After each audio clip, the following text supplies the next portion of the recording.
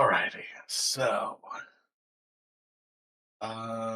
let me give a short idea of the recap again. So last week, or wait, 2 weeks ago, we did kind of pick up with a little bit of downtime before we had Davros join us.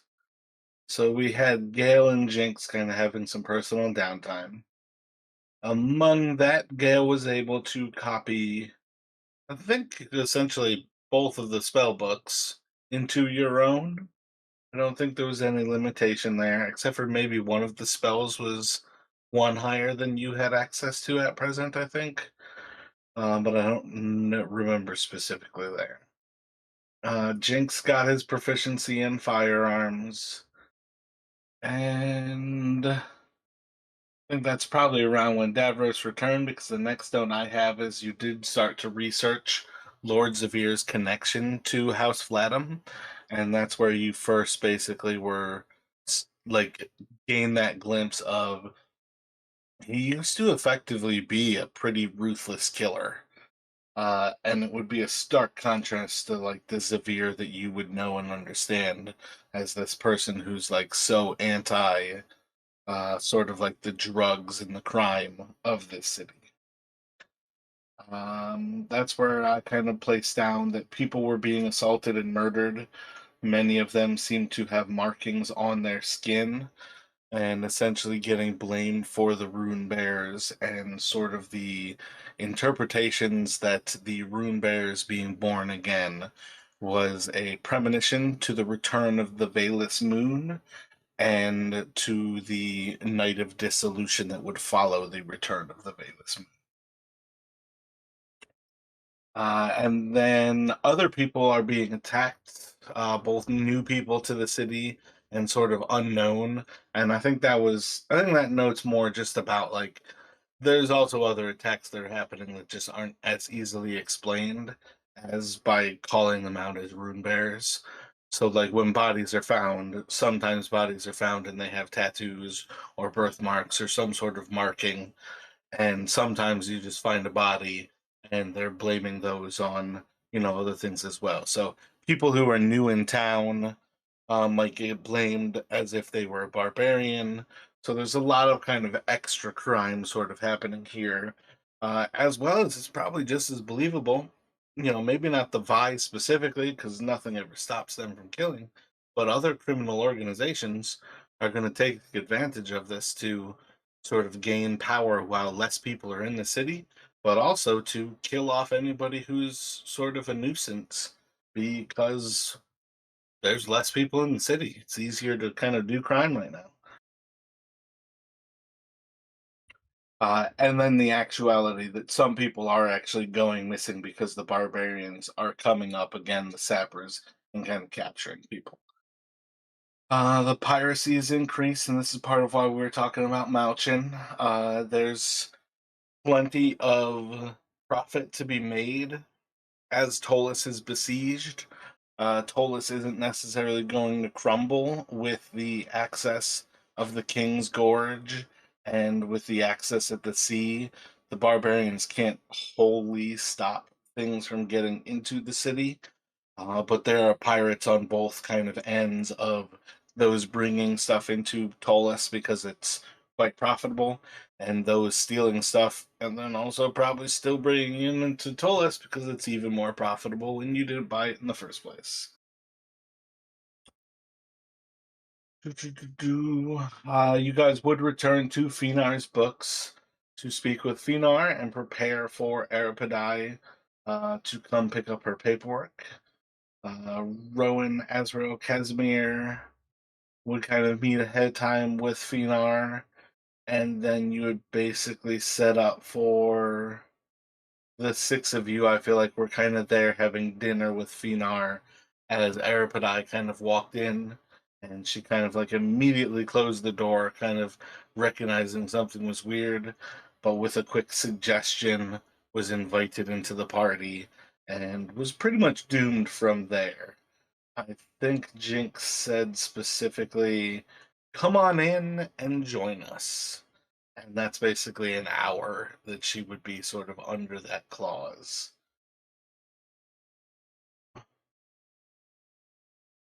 Um, I think you guys were prepared to pay her a good amount of money, but something greater was later offered, and it was essentially, as things were kind of like playing out. Aripidai essentially asked at one point for access to the Shard. And with an invitation to Castle Shard, she was willing to give to you again the premonition, or not the premonition, the actual ritual of the Night of Dissolution, that 10,000 souls must be steeped in fear, 4 rune bears must be consumed in flame, the altar of the arcane must be rent into pieces, there must be a vested of the Gauchut present, 4 cultists chanting words of power, and a king separated from life. You guys would introduce her and invite her into Castle Shard. Uh, and with kind of the entry into Castle Shard, maybe some of the most important things were kind of skipped over because that was kind of the end of my notes. It was definitely some solid role play opportunity.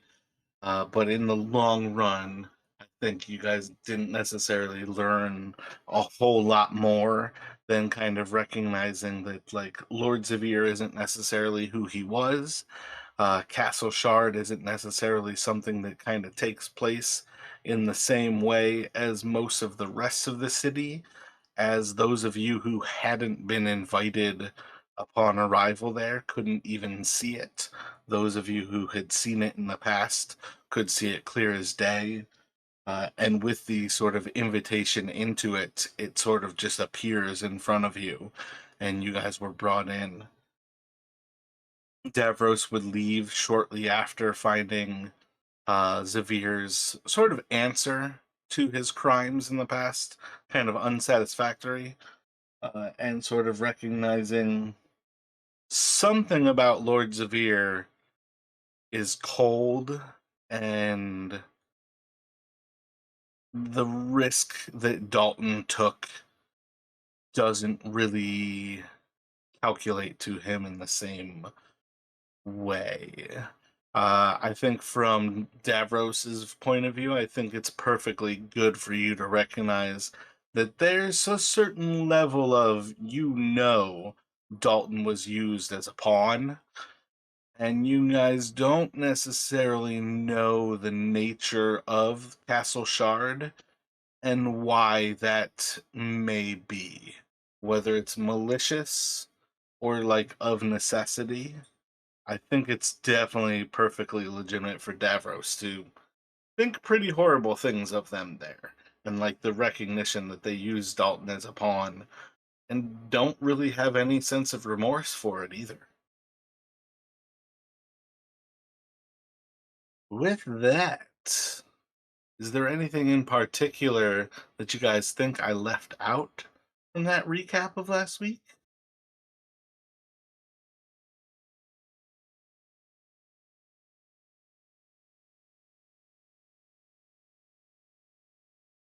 Nothing on my end that I can think of. No, nothing from my end either. Not anything that I remember, at least.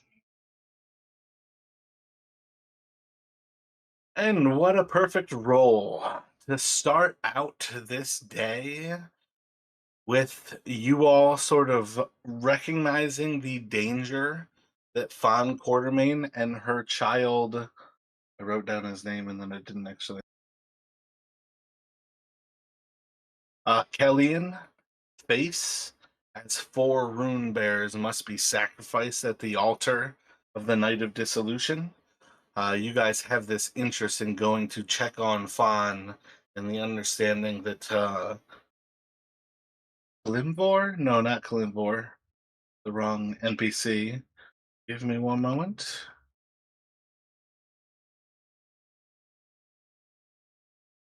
Kalimtas.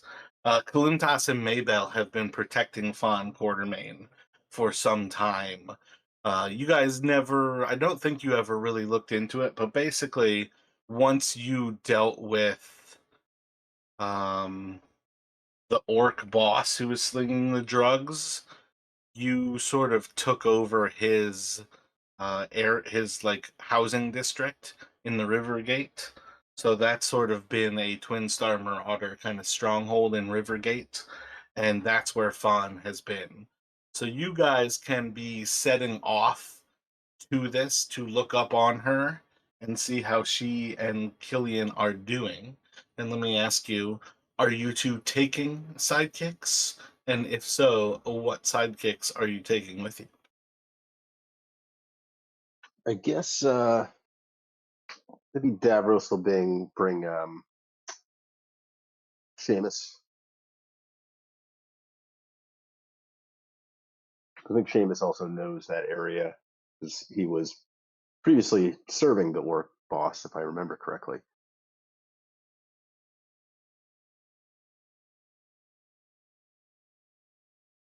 He was indeed.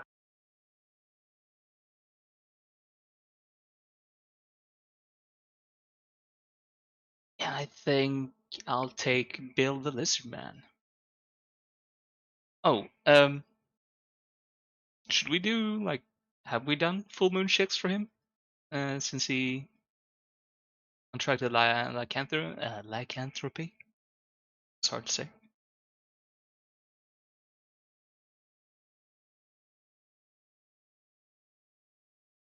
As long as they don't fall on a game day, I'm tempted to say that he has very interesting dreams of sort of acting as a wolf, and kind of has these very wolfish, vivid dreams. Um, but there's no necessarily need to throw them into a lycanthropy check. Excellent. Seamus is perfect for finding Linek Cran is the name of the orc. So let me have you guys roll D12s for me, please. There's one for me to be.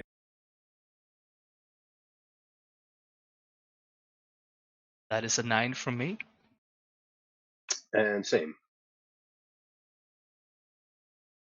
So as you all are heading out, progressing into the North Market, and sort of walking along, let me actually pop over. All right, so yeah, as you guys are walking along like Market Street, you're basically just heading almost directly west along kind of one of the busiest streets where there's all sort of vendors still out and about. A lot of people can't leave just because the barbarians are here. The people who are able to leave are a little bit more wealthy than necessarily the people who are the everyday workers. There is noticeably less of many things available, but in the long run, everything still kind of has to function on some way. So people are making more because everything costs more, but they're also selling less. So people are kind of just getting by with things. But you have plenty of people still trying to sell what they can on the market here in the Northern District. Less of the fresh fruit and fresh like vegetables that you would expect of the North Market, more dried goods that you would sort of uh, have kind of coming in, and more things that are questionable about whether they're still fit for human consumption than most people would normally give way to. But for the current circumstances, because people need to eat, you might have grains that are going, and people still have them because they must.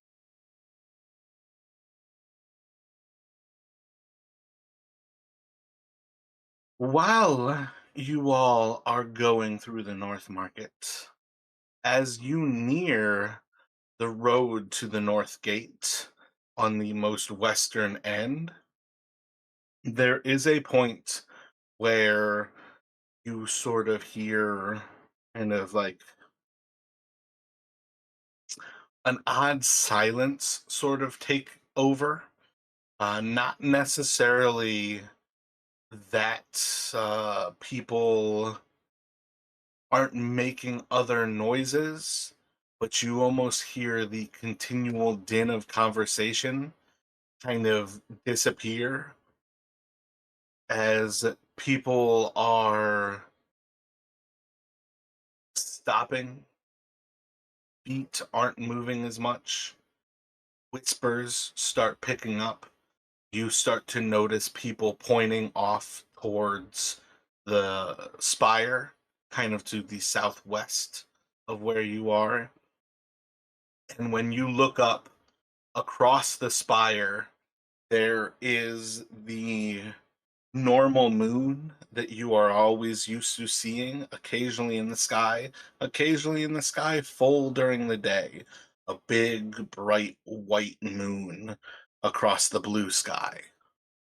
But in front of the blue sky, in front of the white moon, there is a emerald blue. No, emerald's the wrong word. A lapaloozy, a quintessentially blue moon seems to be floating in front of the white moon. A second moon. Can I have Gale roll me an Arcana check?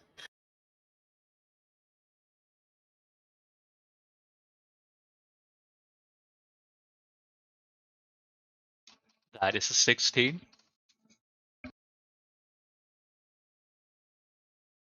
Probably shouldn't ask you to even roll if a 5 is going to be sufficient, but I'm gonna have you maybe not necessarily know a whole lot about it.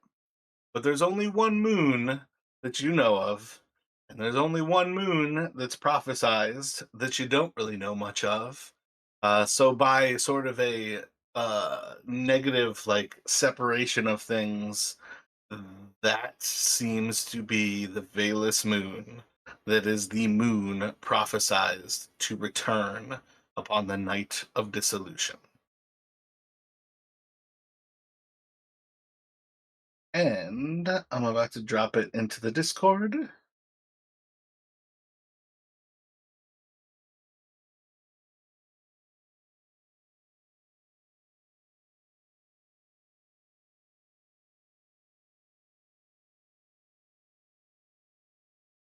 Discord didn't like that at all. Let's try again.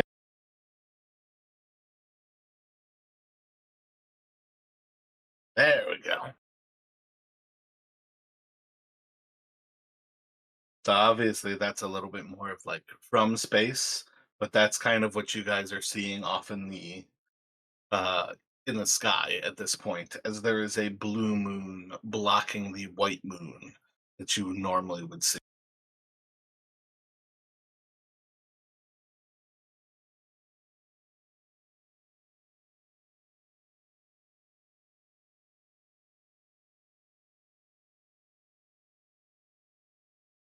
What Yeah. So, sort of oh, go ahead. no, you go ahead, because I was basically going to ask you, what do you think would happen? What do you think you would be thinking upon noticing this? Yeah, I mean, assuming Gale kind of shares his thoughts about what this is with Davros. Davros is just going to um, kind of look up and shake his head and well, that's not good. Uh, we should hurry. Yeah, I'm definitely with you on that one.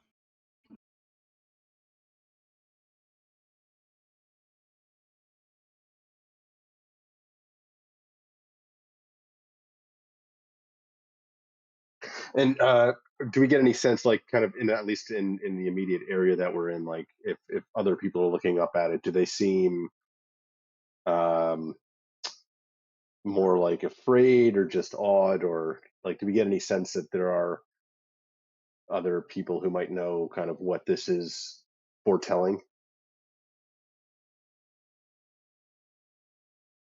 So many of the broadsheets have spoken plenty of ways around the prophecy. It's not been something that's been shied away from, as it's been sort of the zeitgeist for these some months since the barbarians first kind of encircled the city. So many people are shocked and sort of frozen in fear. Many people sort of stop and over a minute or so kind of like gather themselves and sort of like rush on silently. Many people are almost like stopped in shock and like then immediately turn to abject fear. So there's a lot of different reactions happening around you, and I think from your perspective, you would understand that there's plenty of fear mongering that's happened long before this that might be pushing people towards these responses. Um, but as far as like your immediate kind of like in this immediate moment, there's nothing necessarily happening other than that there's a second like heavenly body in the sky right now.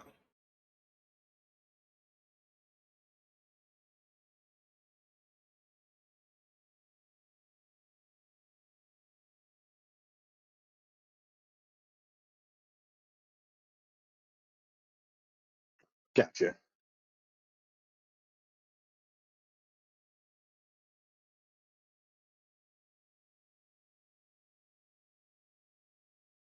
Can I have each of you make a perception check?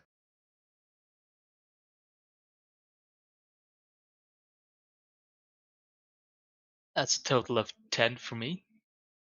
And 5 for Davros. Gotcha. So yeah, nothing really sticks out.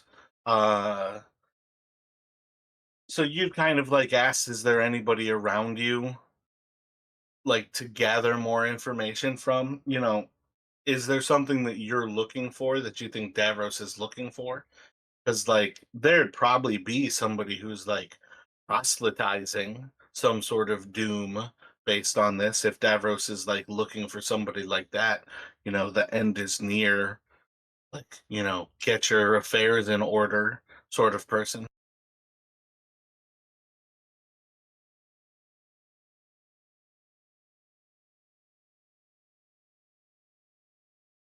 Um, yeah, I guess yeah, Davros didn't really have a specific. I guess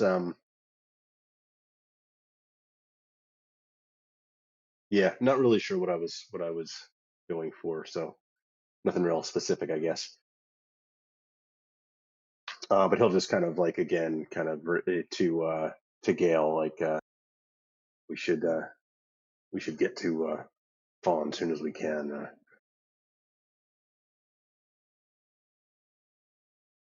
I don't like this. And I'll kind of just nod up at the new moon, second moon. Yeah, I'm in full agreement. Definitely not liking this.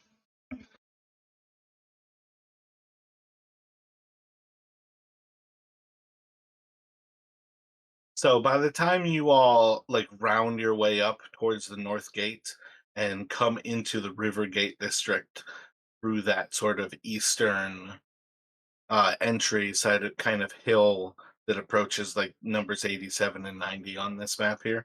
As you guys are approaching there, if I can have you make another check here for a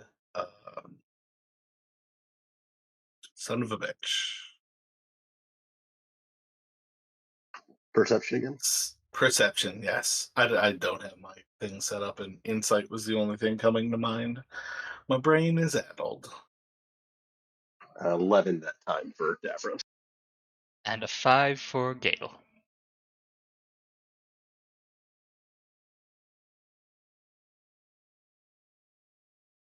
So I'm gonna say at this point, Davros, you don't quite notice it.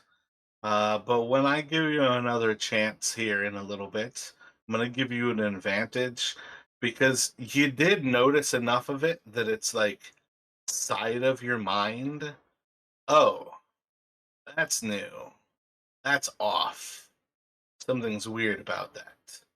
But it's also like kind of tip of your tongue sort of feeling like you can't quite express what it is that kind of caught your attention.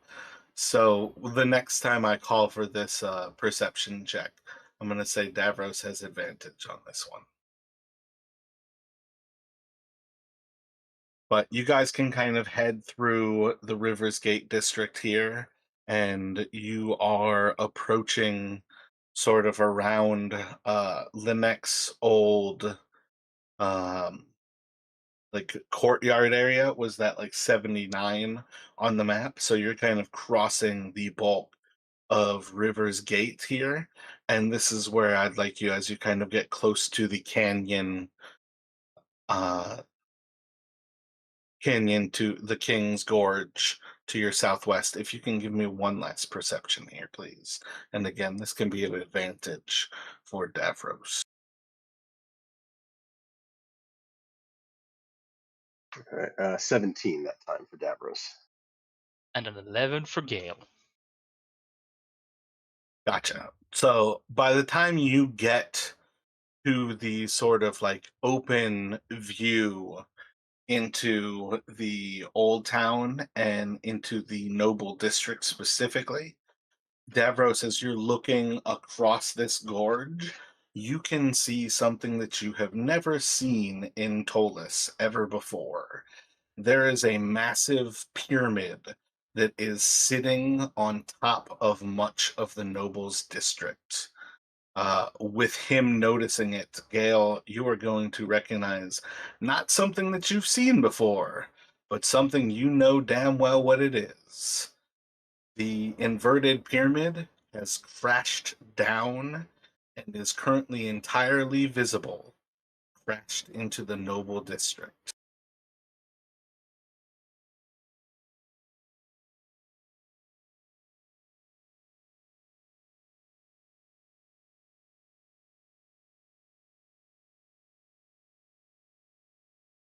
Okay, yeah.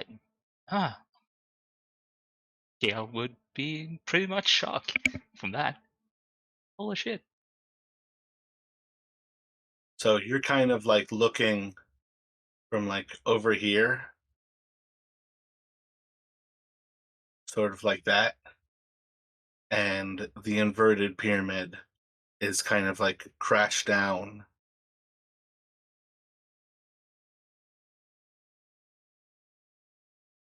It's not very good. Yeah. It will. Any thoughts as Davros points out the inverted pyramid? Any thoughts from Davros as he spots this thing he's never seen before?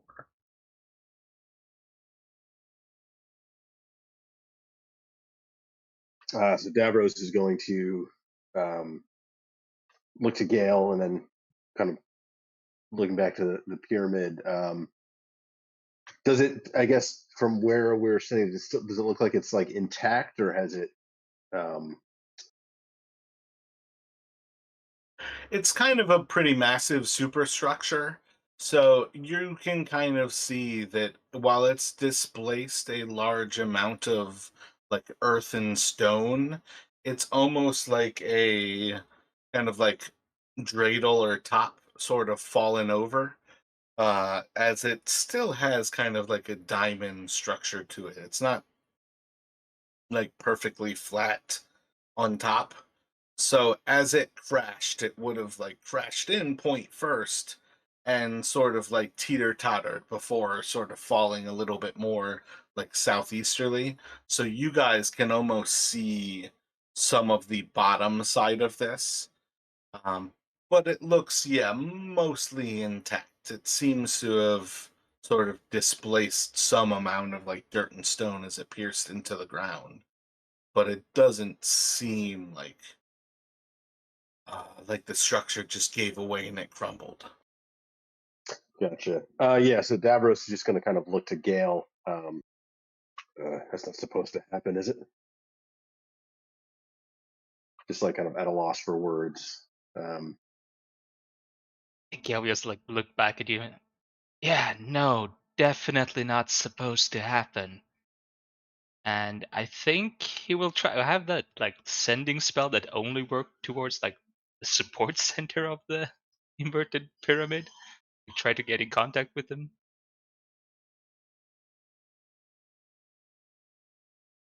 Excellent. Pick even or odds, and then roll a number for me. Roll a die. Let's go even. Even. What do you send?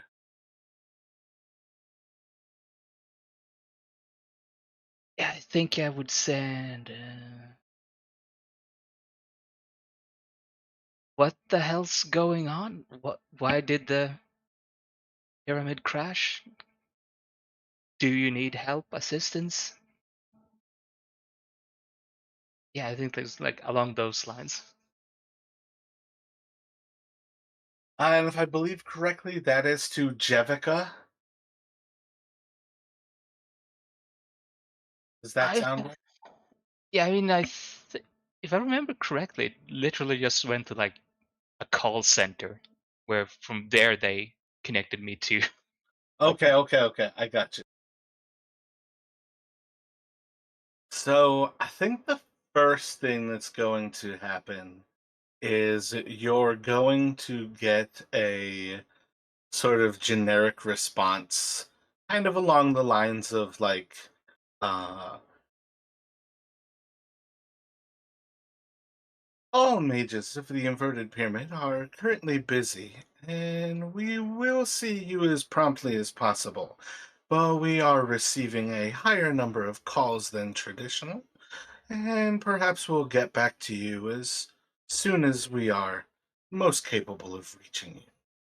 Your call is most important to us, and we want you to know that you are not to be forgotten. But please wait patiently, as we will return all calls in the order that they were received. You are, and it just goes blank, kind of at that. Let's say that you've called in the past and like you've gotten like that message to kind of say something along the lines of like, you are 14 in line. We will call you in approximately 15 minutes.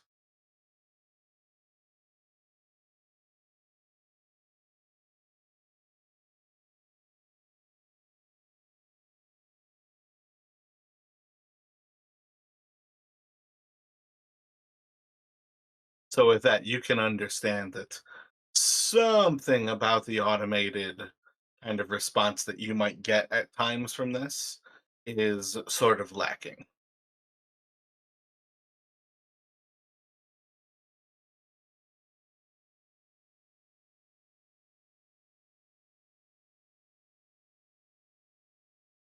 But you're basically just south of Linicron's compound in the Rivergate, or you could divert yourselves and go off towards the Noble District. It will take you some time, but you can make it there.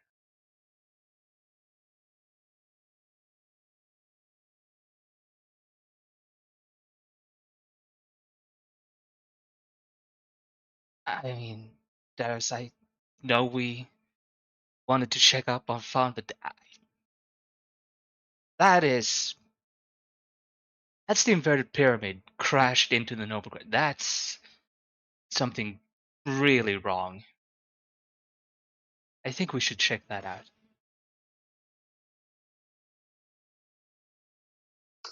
oh, you're the expert with this magic stuff, so if you think it's important, let's go.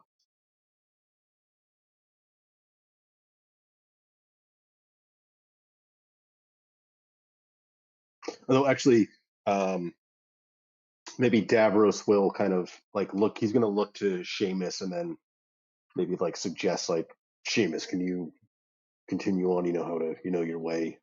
Just maybe check in while we head this way. Essentially, thinking like to send him on to the um, Lynette Cran's stronghold to kind of check on things while we're um, heading to the inverted pyramid.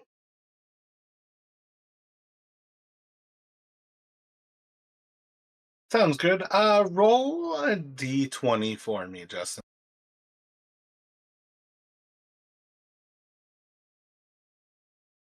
7. Gotcha. So Seamus essentially kind of like looks to you and I'll go as quick as I can, sir, and if everything's all right, I'll do everything I can to meet up with you as prompt as possible. Appreciate it, Seamus. Thank you.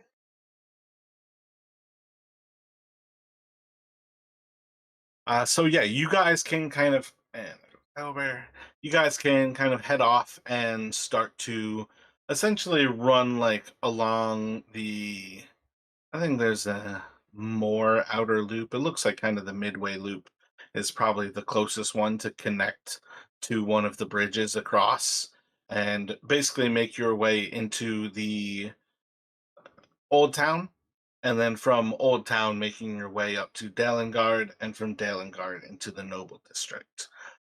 By the time you make it to Dalengard, I think it will be pretty clear to you all.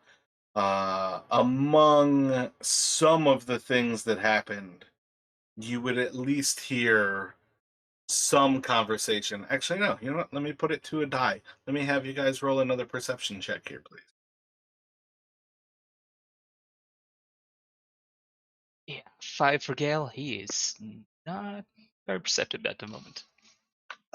Was more perceptive than Davros, who got a 3. Gotcha. Yeah, so you guys are focused enough in trying to get through like the throngs of people who are sort of getting about the city. And you can basically sense that like where the Guardian invasion has been a constant chronic fear, everybody is in an acute like panic by now. There's so much going on. There are certainly people who are keeping themselves from like irrational fear, but everybody, even the most rational of people, are still like consumed in this fear. From that, you guys are going to struggle to actually get admitted through Dalengard. I'm not going to say that you can't make your way into the Noble District, but it's basically sort of locked down on another level. And probably until you guys basically, and possibly to the kind of I guess I shouldn't necessarily play this off, but I'd rather kind of like narrate it a little bit. But um, I think on some level, you guys are almost denied, and it's probably almost like Davros's idea kind of thing to eventually come to and bring up that you guys are sort of being called to by the Castle Shard. And that's the only thing that sort of gets you through the guards, is sort of coming to some level of terms with using that language to sort of get by. But you basically kind of get to Dalengard, and the Noble District is locked down at this point. I hope that doesn't feel like too forced for you, but without necessarily like having an hour long kind of role play of it. I feel like that's kind of what the Noble District would sort of do in this case here. Does that sound all right to kind of like push toward? Yeah, I mean, I think we've used that kind of uh, sort of way in before, so I think it makes sense that we try it again uh, to find a way in.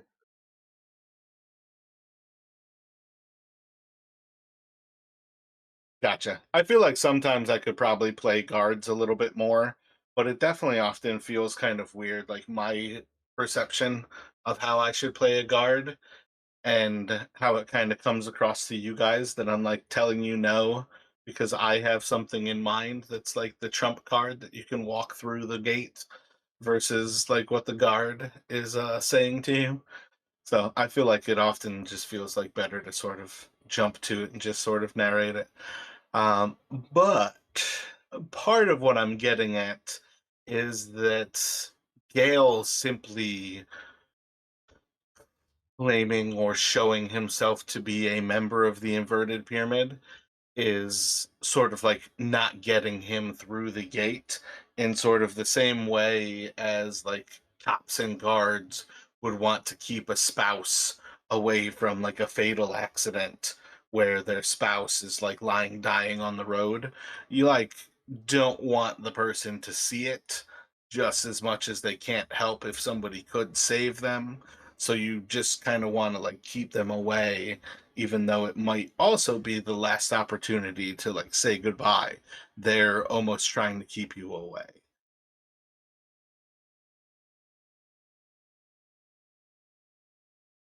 When you do get through the gate, you notice that there are two different areas of the noble district that are sort of like covered in clouds of like debris and rubble. One being the northeastern side over near Castle Shard, where apparently the inverted pyramid crashed down.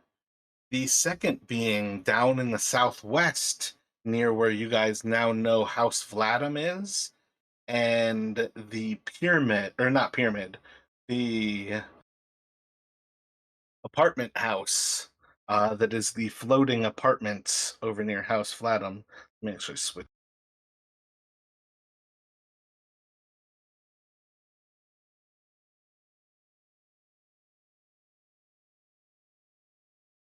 You'll basically notice that there is uh, a bunch of smoke and sort of debris coming from the southwest. It's number 33 on this map, is that floating apartment house that has about, I think, 30 or 40 residencies in it, and it's like right across the street from House Flatham.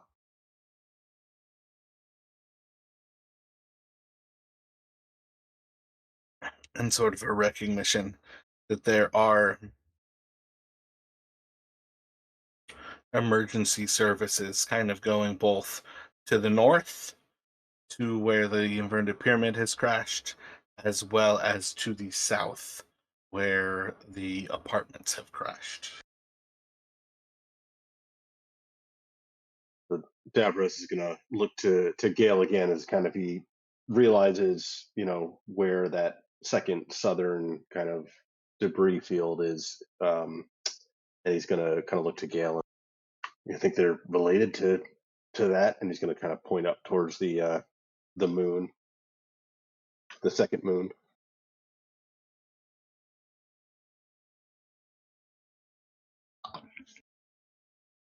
Oh, sorry. Honestly, I have no idea. I mean, I can't even think about anything able to take down the pyramid. I think I just need to get there.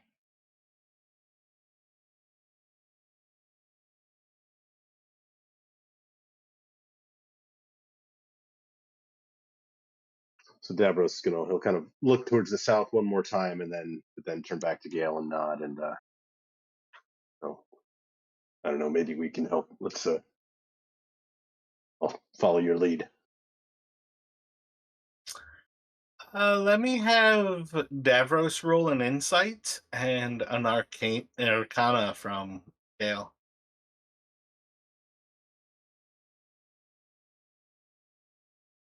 27 for Gale. And 16 for Davros for insight.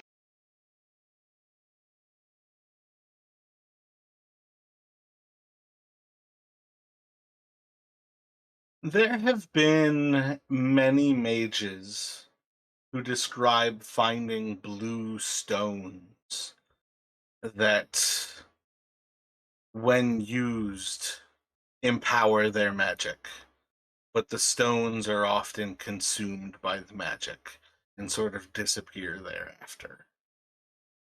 And it's kind of with a sort of recognition that perhaps this blue stone is part of the Valus moon, that the Valus moon might indeed have some effect on magic itself. And that's for Gale, obviously. For Davros, with the crashing of the apartments right across the street,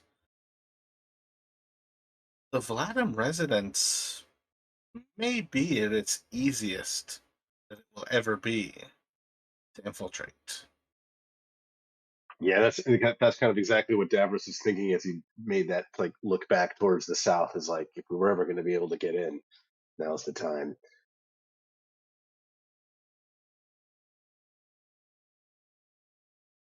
But I think so. He might he'll still follow Gale towards the northern crash site, but maybe he'll, like, as we're going, he'll mention that, as we start moving, he's like, it could be a useful distraction if we did want to get in to the Vlaadam estate. Might not get a better chance.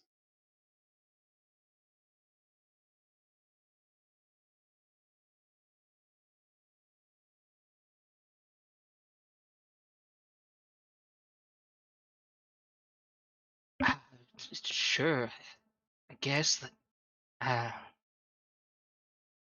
Is that? Yeah, Gale's just like very much. I think would like shock would probably be like the closest thing to call it. Still, the only thing on his mind is the inverted pyramid at the moment.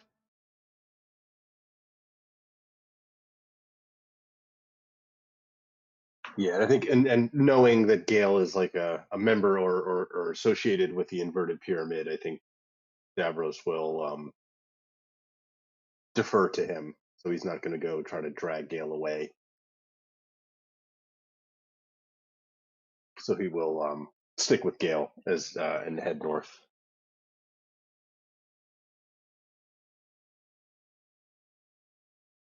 But maybe still just kind of like periodically like looking back south.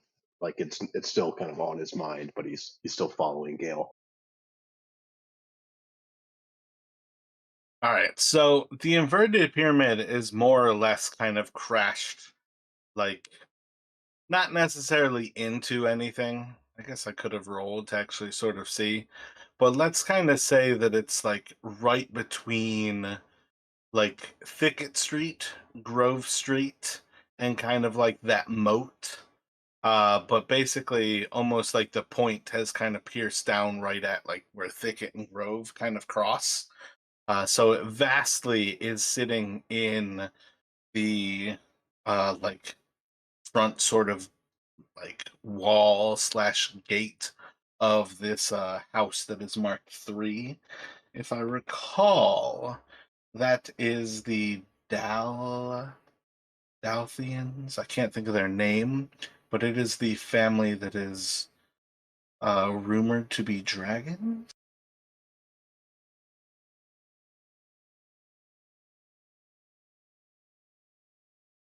But as you guys head up and towards, like heading up the King's Road to sort of move over towards Steed Street and kind of get towards it closest, that's where you will see everything about the Castle Shard. The fact that that castle floats in a moat of sort of purple ether, nothing about that seems different. Castle Shard is unaffected, apparently, by whatever's happened.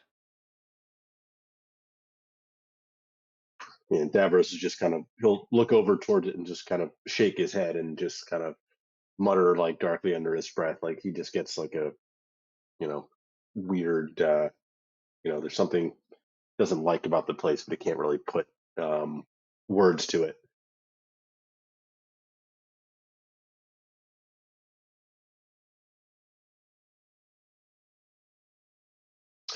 Do there seem to be any like um, bigger crowds gathering at any particular place near the impact site that we can see as we start to get closer?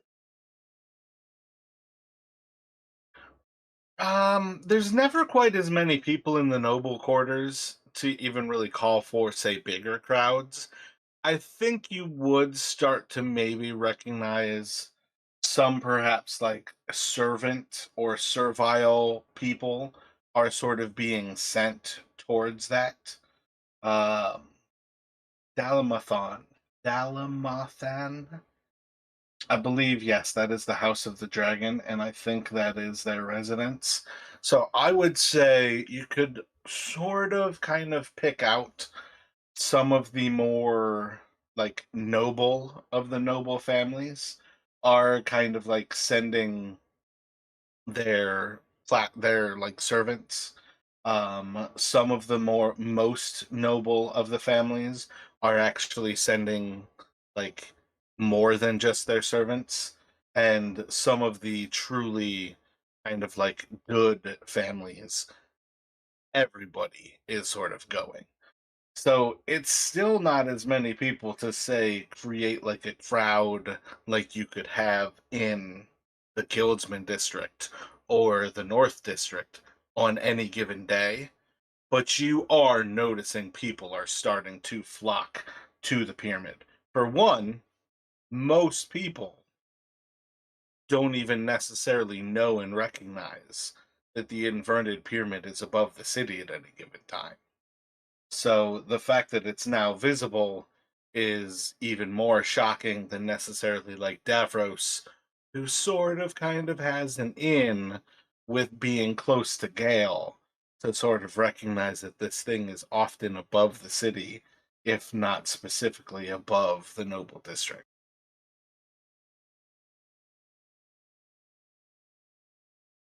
But there are indeed people kind of starting to get around it to where they're attempting to find some sort of entryway to lend aid.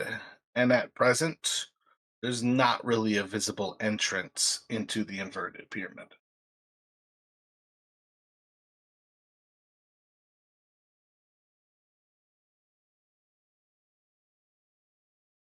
As Gale, would he would know like how to get into the pyramid, right? I mean, I know he don't have flight by himself, so he's mostly got in there with help, but should know at least the theoretical ways of getting in there. I believe, essentially, the entrance into the inverted pyramid is basically you fly up to it. And then I think you kind of do something along the lines of like meld into stone to kind of pass through the stone walls on the outside.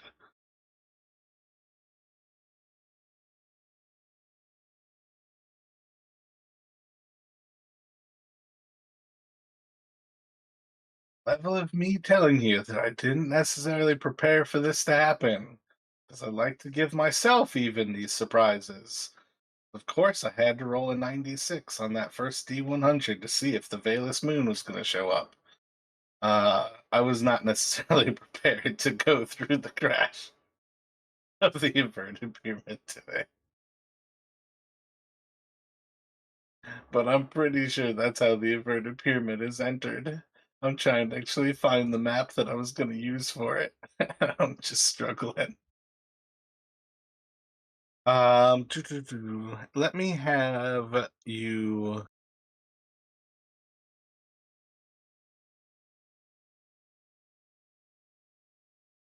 So, as you all are kind of getting around and people are starting to sort of recognize the inverted pyramid is sort of a almost a monolithic piece of stone. It's basically about that point where, Gale, you're going to get a response from within. And you basically hear, uh, are you safe? We've received a message from you. Have you been injured? Are you being crushed? Are you able to free yourself and make your own escape?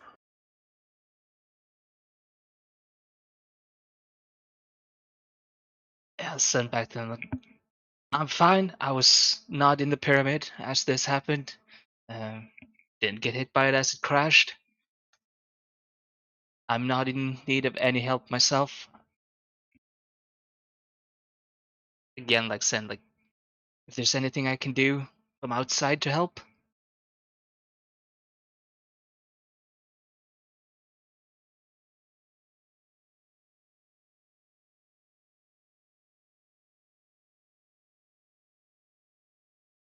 Oh, and I would probably like add as well, like crashed in the noble quarters, like in case you didn't know.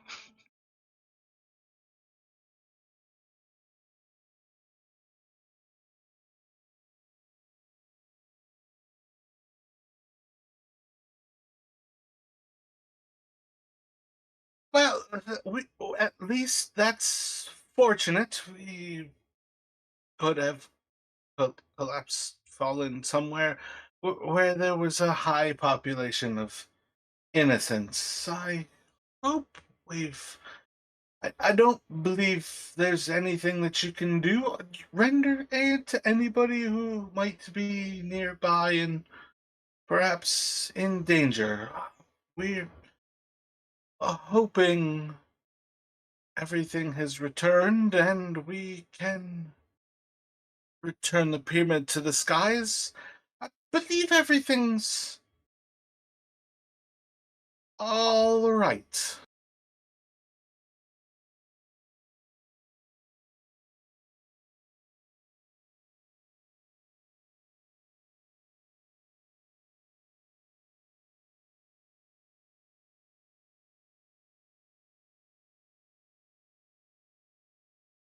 So Davros is going to be looking towards Gale and like, do they know why this happened? Do they know the um, apartment seem to have some other floating structures seem to have crashed down too?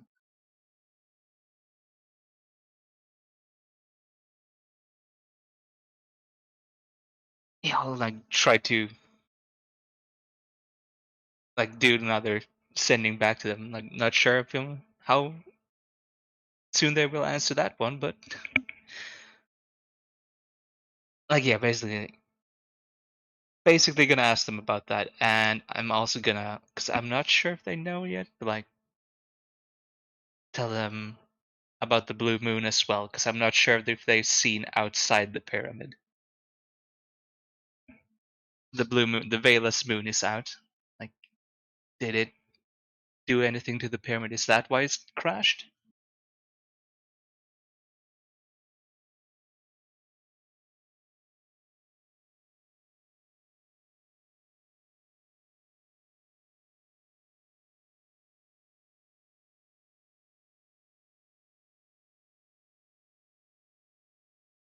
That, that, uh, that may be. I think I should redirect you, perhaps. You may need to speak. Perhaps we could stay nearby.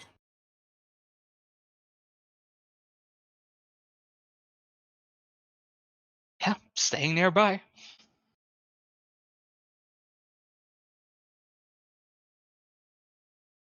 So I'd say probably pretty much instantaneously, you would kind of hear the voice of Jevika in your ear, where you have the Valus moon has returned. You say this is perhaps most troubling. Perhaps a good enough explanation. No great powerful wizards indeed. Something much greater. Superstition. Superstition. And it explains, but apartments, you say? What,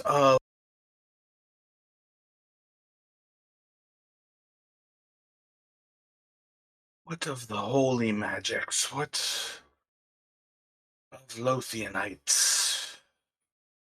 Castle Shard? Is it all magic? Is it the weave? You're speaking now. Most interesting. But yeah, we should have this under control shortly. If you can try to disperse people who might be congregating around busybodies, that would be good. If you think anybody is able to sneak in, dispatch of them. It's not a problem, is it? Oh, I mean, whatever I can do to help.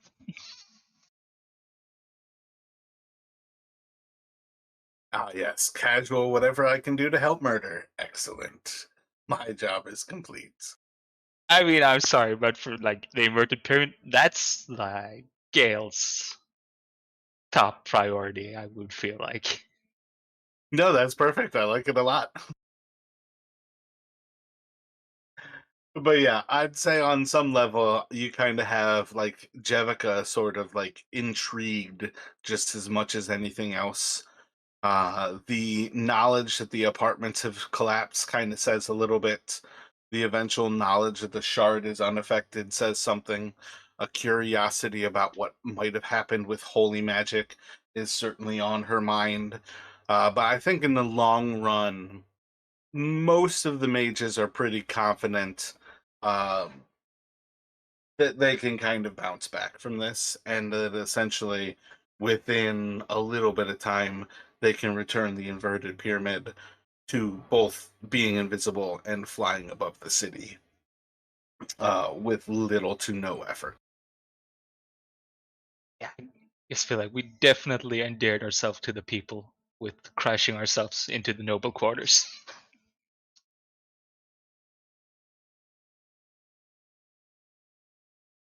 People are mages weren't like really in high regard for this.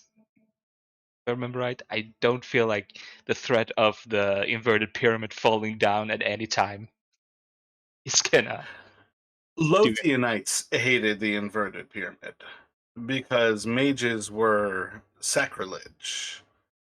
Uh, Not necessarily Tolians. Like the people of Ptolus have always sort of tolerated magic because it's useful and it's practical.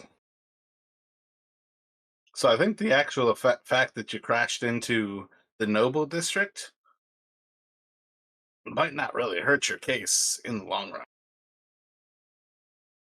I mean, I could Oh, certainly people enjoying that. yeah, I did want to kind of confirm that that house is House Dalathon. I got distracted. I finally found the inverted pyramid map, and the entry is indeed like on the top of the pyramid, but it's like specifically like I was saying, where you kind of like have a flat surface on the top, and by knowing where to go, you kind of like walk through a stone wall and enter.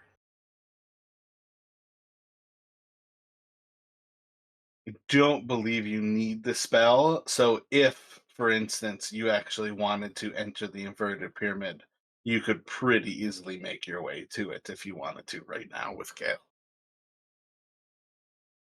I think with Jevica, like instructing him, he would probably go about doing what she wanted instead, like get people probably away from the pyramid as much as he can.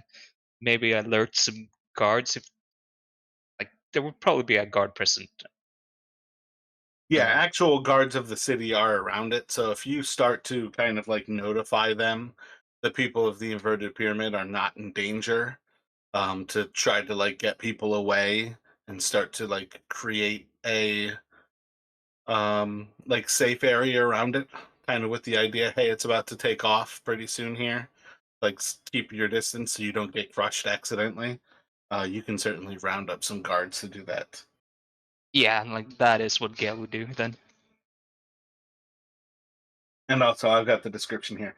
Members can teleport into the entrance rooms from the outside on the top, second and third levels of the pyramid. So, yeah, you just know specific rooms basically where it's kind of like set up so you can teleport on inside of them. And that's how you enter the pyramid. Okay. But I think that's still a little bit above your level. I think teleport ends up being a sixth level spell.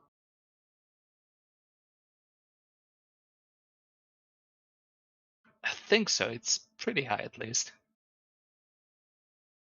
Yeah.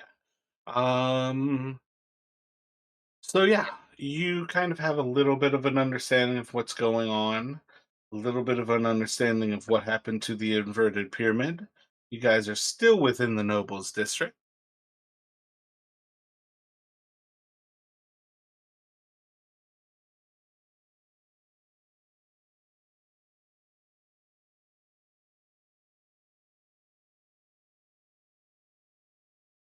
Yeah, we'll like turn to Daz. Well, seems like everything's in order here. The pyramid should be fine at least. They probably get up and running again soon. Uh,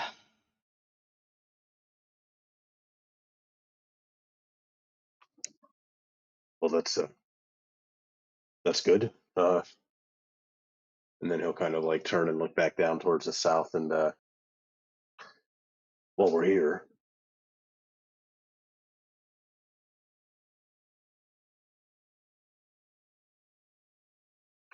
Gail will like look at you a little bit. While we're here, like, cause when you've been talking to him with about like having a chance to sneak in, like about the oh the name of them. House How's Vlaadam. Yeah, thank you. Cause I only got like the Alcatraz. But I knew that's not the right one. Yeah, like House Vlaadam. He's just been listening like with barely half an ear, totally focused on the pyramid. I mean, they did send some after us to try to kill us, and they do still have that key, but might be our best chance with all the chaos around what I have to assume is the chaos around the that other crash site. Yeah, I mean it is probably, as you say, our best shot, and if they're distracted or in disarray, then I mean, if you want to do it right now, then I'm on board. what key do you have? No, isn't there like I thought there was something that the Vladams had in their they had a key in their vault. Yeah, we pretty much have. Oh shit. I vaguely remember that. What were you thinking, Chris? Yeah, I was just thinking like they, if I remember right, they have like rumored at least to have the key to like what is it called, the Bane Warrens? Oh, okay. I got you. You Yeah, I don't don't know. have the key. You want the key. I've got you. Yeah, I don't know if we know. I don't think we even know if it's like a regular key. It's just we think there's something in their vault that could be used to gain access. I think is about as much as we know. Yeah, we don't think like they actually know that they have it.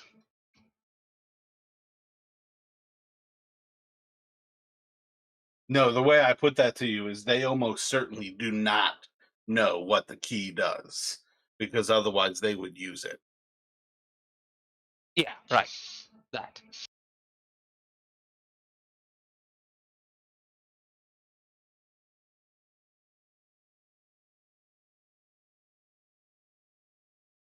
All right. Do you guys want to take a quick break here while I set up the Vladim residence? Yeah, sure. Sure. Yep. Sounds good. I'm so excited how this went.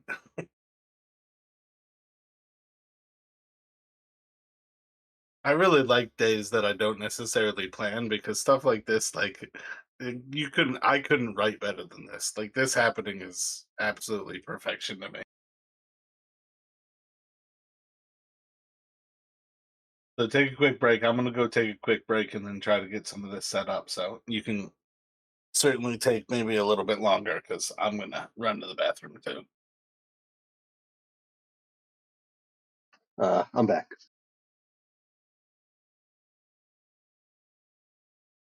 Excellent. Hello, I'm back. Excellent.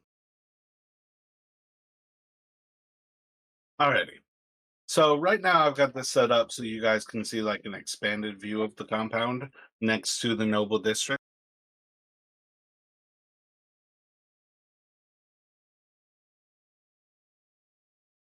Yep, I see it. Yep, I see it as well.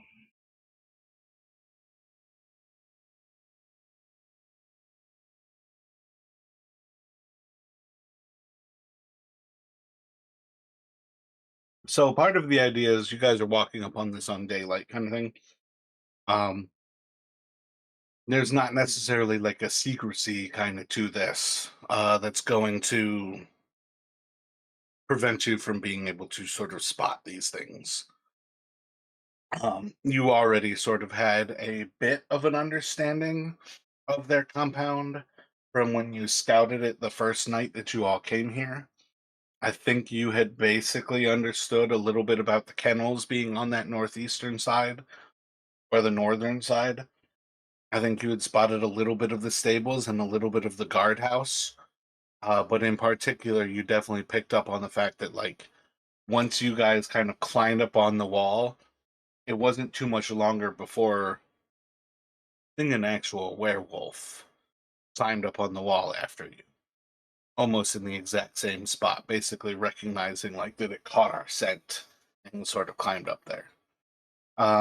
So I don't think there's necessarily any reason to hide anything in particular on this map from you. If there is anything, it's that outbuilding that's kind of inside of the thicket of trees. I think that's a minimal worry. So this is the map in front of you. What I would add here is when you are walking down the Noble District into this side of the city, like this apartment building isn't filled with like nobles. This is like the apartment building where like servants of people in the Noble District work.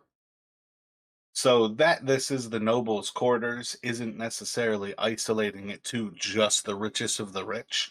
A lot of them pay, or rather make sure to house their servants here because they want them basically being here at beck and call 24/7, 365, but also not necessarily sharing the family residence. So when you are kind of approaching this southern line and this apartment building, there's the recognition that there's not always, just because people live here doesn't mean they're actually of like the bloodlines of quote unquote nobles. When you get near this area though, the apartments, unlike the inverted pyramid, have almost disintegrated. Falling to the ground has pretty much destroyed this building. And there's evidence of the rubble hundreds of feet away. On this specific map, like on the actual like colored like green map, maybe that's just a few houses or a few blocks away. I think each of these squares is 500 feet on the original map. Yeah, it's 500 feet. But there are signs when you get close enough to House Vladam's compound that much of the wall along that northwestern side is destroyed. Part of the wall on that northeastern side is destroyed. Part of the house north of House Vlaadam is destroyed. Part of that wall that approaches towards the gate in the cliffs is in rubble. So what I'm kind of getting at is you can approach this house in a lot of different ways here. If you're cold and kind of leaving the death and destruction of the apartment building as the sort of free entry that it kind of is giving you, you guys can basically recognize that, like, you could go to the cliff's edge and try to sneak around the wall at the cliff's edge. You could go to the southern side of it and maybe do the same thing. You could try to sneak through one of the holes in the wall on the northern side. Probably a little bit more eyes on the actual area where the wall is almost entirely destroyed than in places that it might be partially destroyed along the northern side. But let's say there's kind of a continuum of, like, the easier it is to cross the wall, the more likely it is that somebody might be there watching. Not necessarily somebody who cares, but that's kind of what I was kind of thinking is, like, you sort of have that choice of maybe have a difficult crossing where you climb down the cliff. Um, climb down the cliff over there, and then you climb kind of lateral and climb up the cliff closest to the house. You know what I mean? There's a lot of different ways that you could approach this, but you guys have kind of a free reign of how you want to write this story for me. Yeah, so Davros is almost thinking like it's like the like you said, like the guards are going to be maybe paying more attention now to the areas that have been weakened. So it's kind of seems counterintuitive, but maybe if we try to like climb down the cliffs or somewhere where there hasn't been as much damage, there may actually be fewer eyes on it now because they're going to be focused on the weaker points here. Yeah, I get your point. And if we want to do the climb, I actually have spider climb that I can cast, uh, and I can do that on two persons. With, because I think I have, yeah, I have. So I have like twin spell I can do, and it's a second level spell, so I should be able to do it right. Sorcerer points equal to a spell level. Yeah, so I basically can do this once on two creatures. Then all my meta magic points are gone. Okay, and then if you want to take Bill with us, Davros does have a climber's kit. So Yeah, and about that, this is kind of fortuitous. I took Bill because he has pass without trace as well. 'Cause even if we like sneaking in broad daylight doesn't really help us too much, but it does remove our scent from anything like scent and tracks from anything non magic means. So hopefully the werewolves can't just sniff us out. Pass without a trace is not negated just because it's daylight.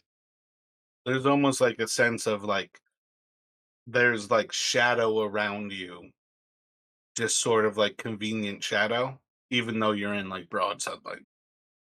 Yeah, but I mean, like that would still be like noticeable. I would feel like, uh, or it's almost like No, a kind no, of that like invisible aura that just kind of makes people look where you're not. exactly. It's oh plus 10 to your stealth regardless. Like, yeah, I it's mean, definitely one of those things, like, it makes you stealthy even if you're like right in front of them farting. yeah, okay.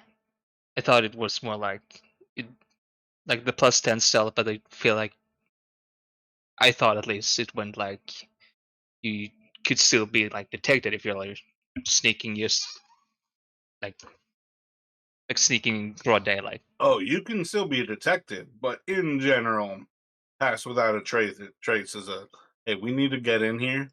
This is how we do it. Yes, like Bill. Oh no, Bob. No, Bill. Too many lizards to keep track of with B names.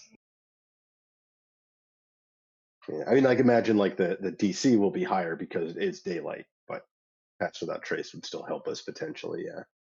Yeah, and I felt like the big thing for me, at least with that one, was like the not leaving behind any tracks or like other traces of our passage. Yeah. Yeah. No, definitely. Yeah, I have a ranger in another game who's used that spell. So yeah, that's definitely can be pretty powerful.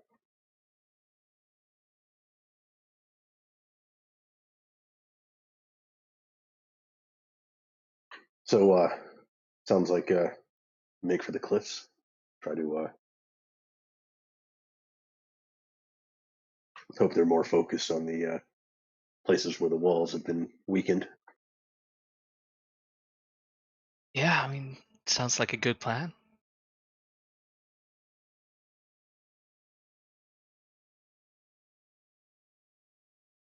You want to make for the northeast or like the southern cliffs?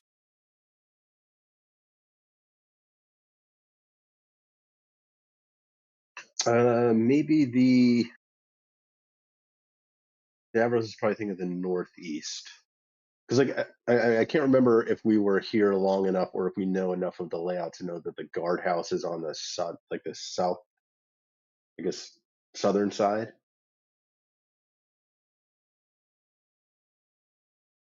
Like I said, as far as I'm concerned, you guys can see this map. So if you want to have that insight, then yes, you do indeed have that insight. Okay, because I'm thinking if we come from the north, we are potentially there might be fewer guards.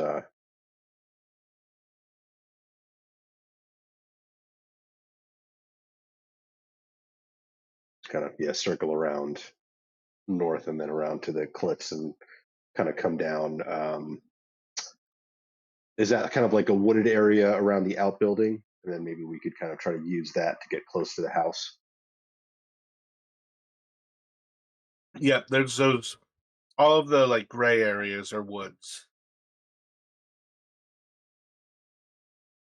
Yeah, so that would be, I guess that would be Davros's suggestion.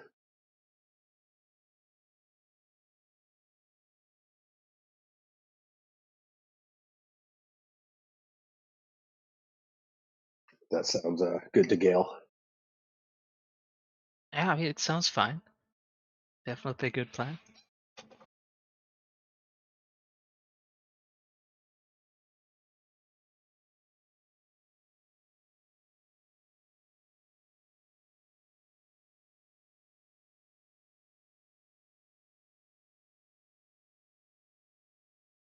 Pass without a trace is for 10 minutes or a half hour. It's up to an hour.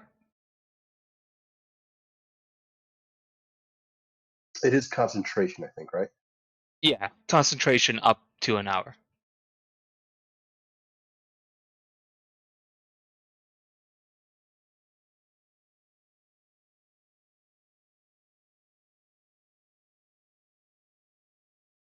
Is spider climb concentration? That it is as well, and that's also for up to an hour. Oh, but pass without trace, you said is Bill, not Gale, right? Yep, Yeah, exactly.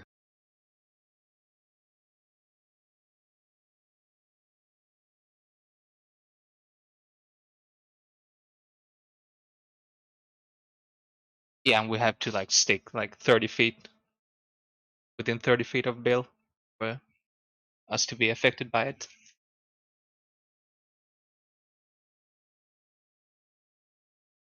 Yeah, I imagine we probably won't want to be splitting up once we're on the estate grounds. Yeah.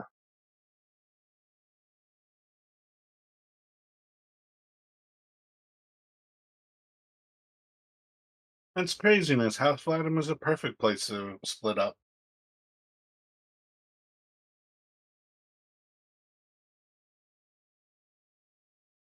All right, so when you all are ready, let me have you make climb checks, like strength athletics, and then also stealth checks. The stealth is plus 10, and I think, what is it? Spider climb just lets you climb. Yeah, I get the ability to move up, down, and across vertical surfaces and upside down on ceilings. It's just climb speed equal to my walking speed.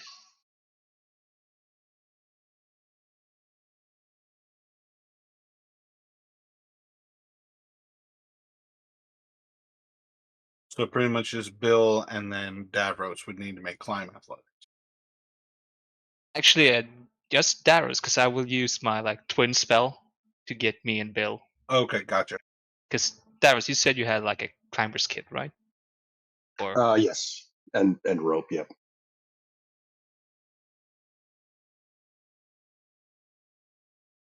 All right. So stealth for Davros with pass without trace is going to be a 16 total, and then does the climber's kit give advantage or just allows me to climb, and then I still just do a regular athletics check?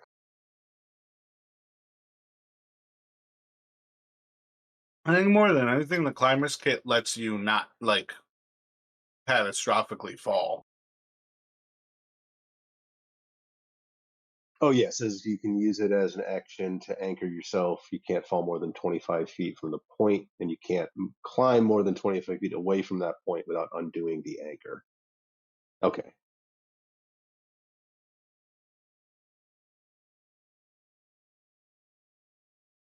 All right. So athletics check, that would be a 22 for Davros as he's for the climb.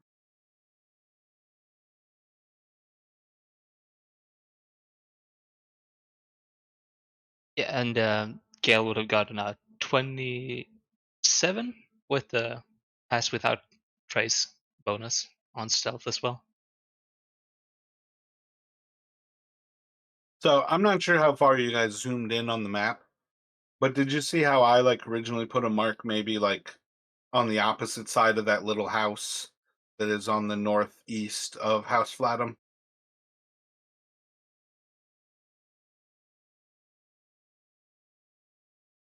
Like the first little orange mark. Oh yeah, that one. Yeah. Oh, Do yeah. you guys Okay. do you guys kind of like the idea of going further, but like not going right at the place where the gate like butts up against the cliff? Are you guys just going from one side of the or not gate, but like wall? You know what I mean? Are you making this climb as short as possible? So you're just crossing over to the other side? Or do you guys want to do something like how I put the two orange marks a distance away? So you're not like coming up almost where somebody would come up if they just crossed the wall. You know what I'm asking there? I think so. Yeah. So like Davros' idea was maybe to go like a little bit like around to the south. So make probably, I guess it would be make it a bit of a longer climb and try to come out almost like down into the woods All around the right. outbuilding. That's what I was hoping for.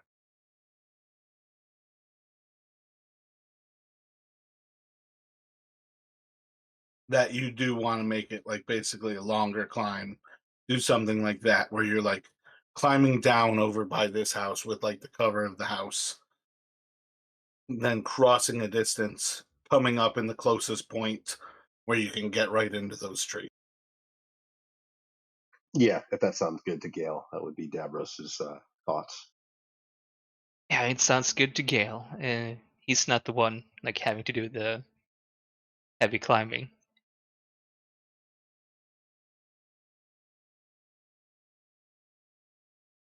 He can just walk there, basically. So I think it's safe to say you guys are able to climb down unnoticed as you like slip over the edge of the cliff, climb across, climb back up, make it into the forest, and basically like cover the forest ground to where you're now like looking over the actual uh like 20 or 30 foot kind of gap between the forest at that like southwestern side and the northeastern corner of the house.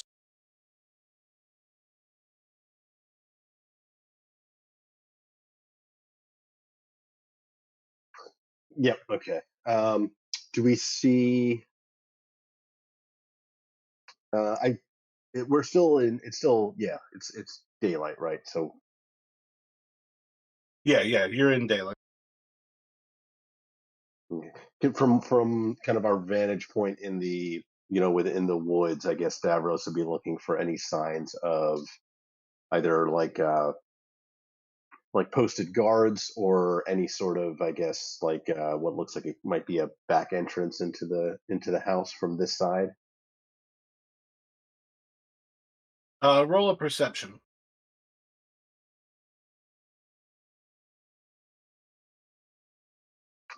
21, not 20.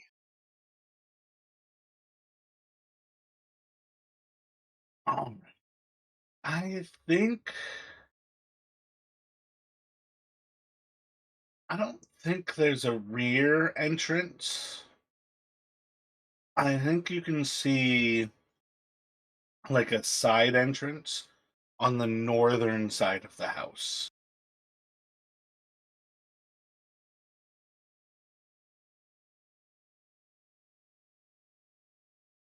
And you said you rolled a nat 20? Yes, yep. You can see some servants are standing outside of the side entrance.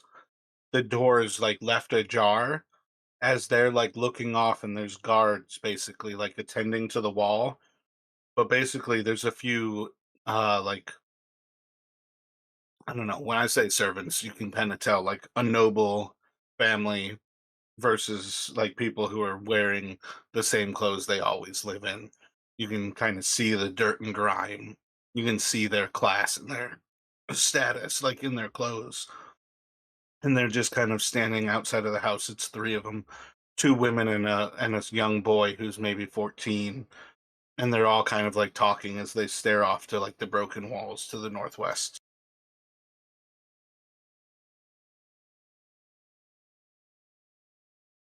Gotcha. So Davros is going to kind of turn to Gale and Bill and suggest we try to make for the that side entrance to the north. We can either try to slip past the servants, or They're um, probably about 6 or 10 feet away from the door. The door is probably about like 30 or 35 feet away from you. Maybe better to say 40 feet away from you. So they're like, here, continue to say what you were saying. I'm going to mark this. sure, yeah. And then Davros's other thought was, with all the chaos, we could just try to essentially like basically say like have intimidate the servants and just like yell at them like, why aren't you up attending to the broken wall kind of thing. But with the pass without trace, we could try to use that. Might be a better shot, and then have the kind of other thing as like a backup plan B if we get spotted.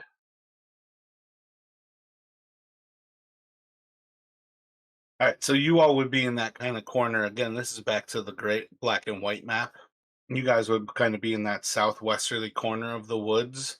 You can see that the door is left open, kind of like halfway across the house. And then those three servants are maybe like 5 or 10 feet away from that.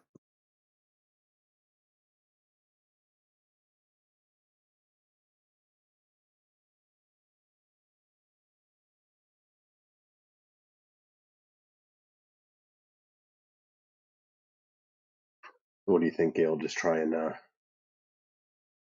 keep close to Bill and try to sneak in behind them.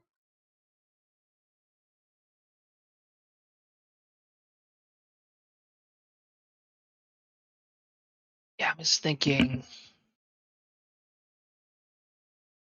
Yeah, I mean that's probably the best. We don't want them to like.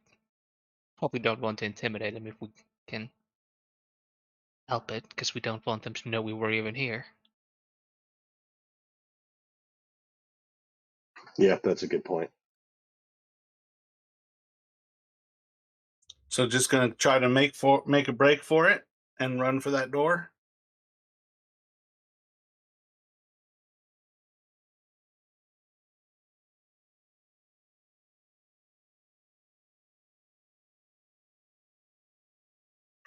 Yeah, I think so. Right, Gail? Yeah, I don't think I have anything else to help with the situation.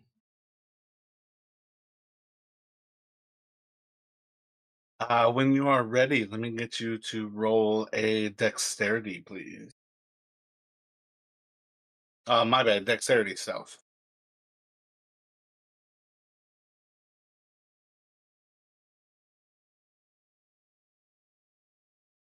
All right, that would be 22 if Pass Without Trace is still up, or 12 normal. Yeah, yeah, you still have pass. Yeah, that would be an 18 for Gale, and I think for Bill that's a 28.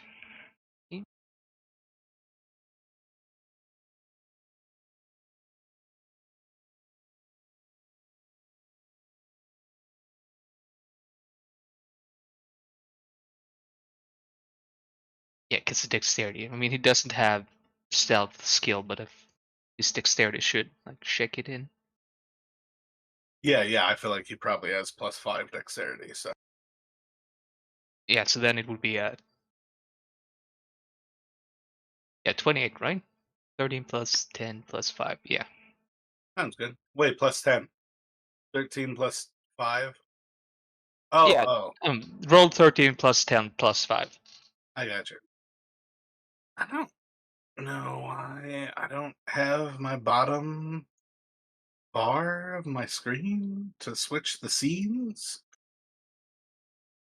What's going on with Owlbear? Bot's computer has it. Is my bot's computer the main computer right now?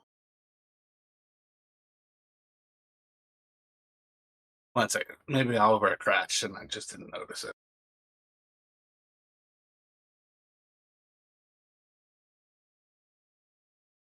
There we go. Can I have each of you roll 2d6, please?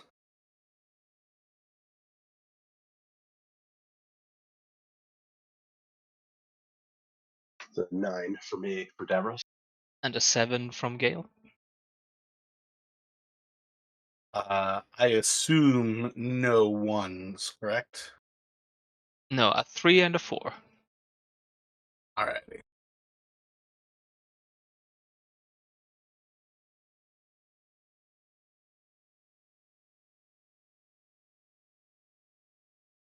Might have been testing you guys again.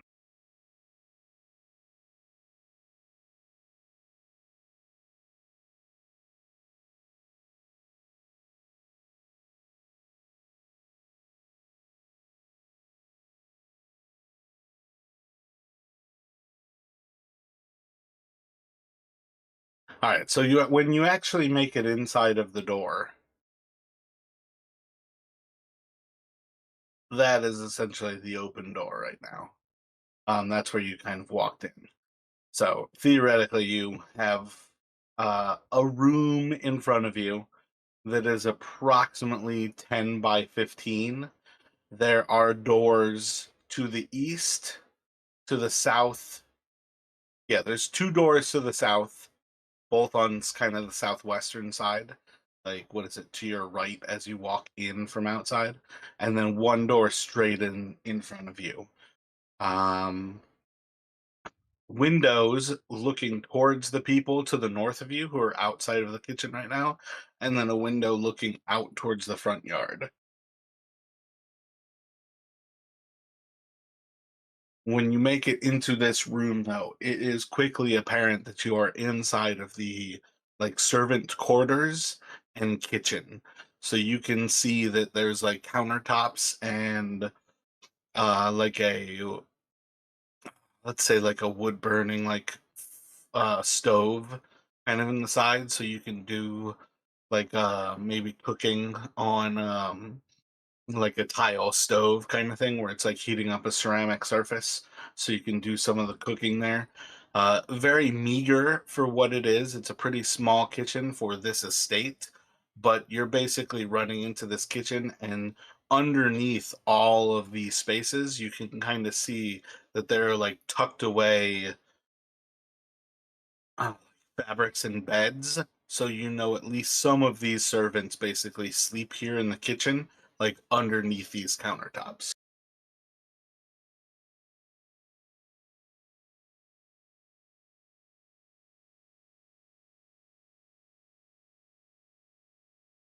What is your first thoughts as you make it into House Vlaadam and you are in the servants' kitchens and quarters?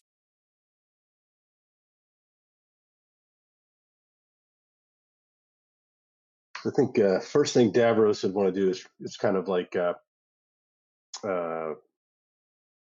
move towards the window, looking out towards the front, and just try to kind of like peek out through that and try to get a sense of what he can see through that window.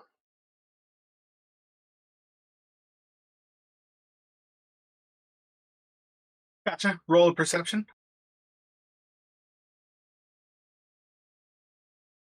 It is a 7.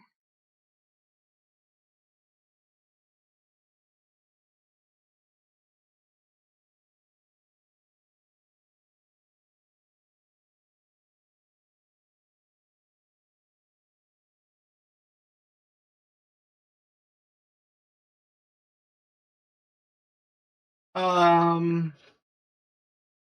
there's not too much to see in sort of that central, uh, like like circle of the not necessarily driveway, but effectively like path that comes in from the main gates. There's not too much to be seen there. You can spot what seems to be a man at arms kind of standing out front of the like main door to this estate. And he's just kind of standing on like the top stair, not wholly disinterested, but definitely not nearly as interested as like the Hooks and the young boy seem to have been who had left the kitchen. But there is what seems to be a man at arms, like right there in front of that main door. Choo- choo- choo. So let's say there's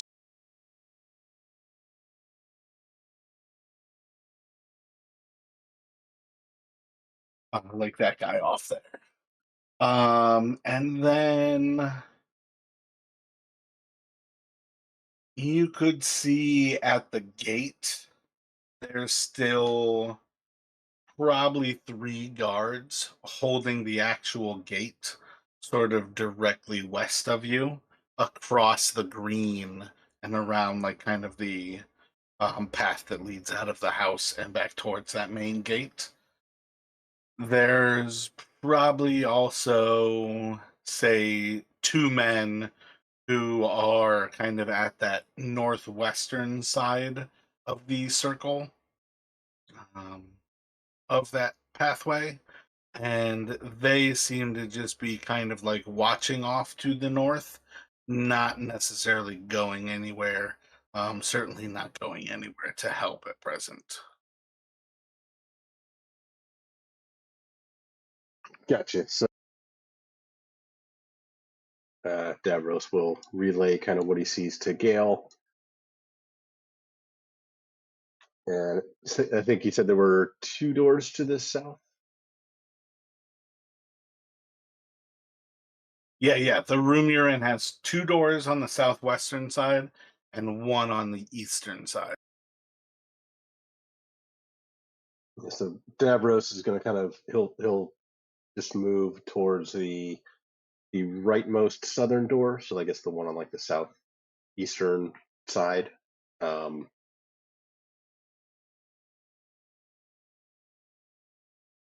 and kind of look to Gale and then So before I switch back to it, right now you guys should be able to see what I was kind of describing. There's basically six men at arms that you can see out front of the window. Two of them are almost directly across from you near the stables. Three of them are over by the guardhouse, and then one of them is directly in front of the front door. You guys kind of see that idea? yep, yep. Thanks. That's helpful. All right, I'm going to switch back to the other scene then. I don't know why, but on the actual map that this comes from, they put the house at a different angle than the house is on the map at large. So if you put one in the correct position, the others would be in the incorrect position. I don't understand why you would ever draw a map like that.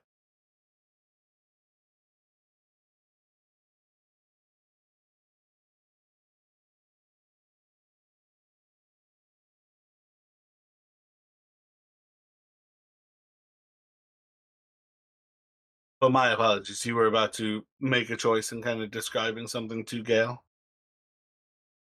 Yeah, mostly just like so. Davros is going to move towards the south right door, and then just basically look back to Gale and kind of be like, all right, you're ready before he goes to open it or try to open it.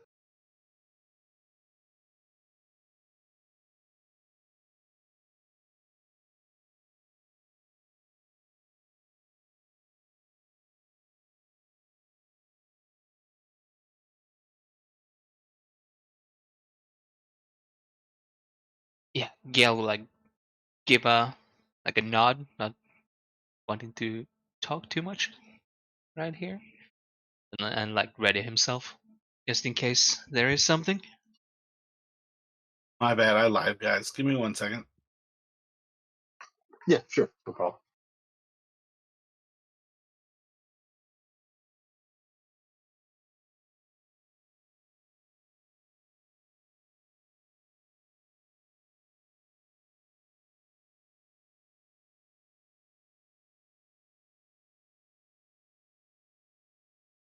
Bam. The room that you're inside of just got so much bigger.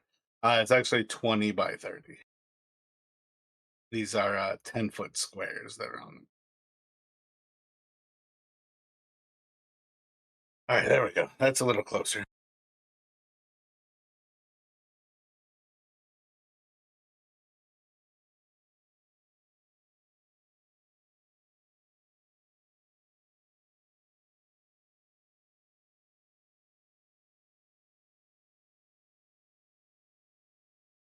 It's almost as if the size of the door actually told me these are 10-foot squares. So whenever we're ready, Davros will go ahead and go to open that door to the south there where he's standing. So let me ask you, like, theoretically, you still have pass without a trace. Are you trying to open the door stealthily, quickly, aggressively? You know what I mean? Like, do you want to surprise somebody on the other side? Are you trying to scare somebody on the other side, or are you trying to stay hidden? I think for now he's trying to stay quiet, so he'll try to like kind of like slowly, quietly try to open the door if he can.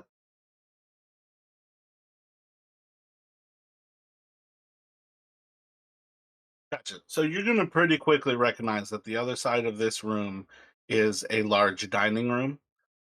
There is a double door on the southern side of this room. There is a large window that extends up to the ceiling. I don't have the ceiling size in mind right now. I would say it's probably a pretty extravagant, say like 12 or 18-foot kind of ceiling. You know what I mean? This is like a kind of like walking through like Versailles in Paris kind of situation here. The room has about a 25-foot long table that kind of spans through the center of it, with probably about like 14 or 16 chairs around it. There's like a full, I think it's still called like a buffet along like the western side of the room, where you can basically set an entire table setting there to be presented to the people who are on the table. So like their food isn't next to them taking up space that's theirs, because they're better than to have food close by. There's servants for bringing food when you need food. But it's all kind of set up. This is an absolutely like elegant dining hall with a massive table inside of it.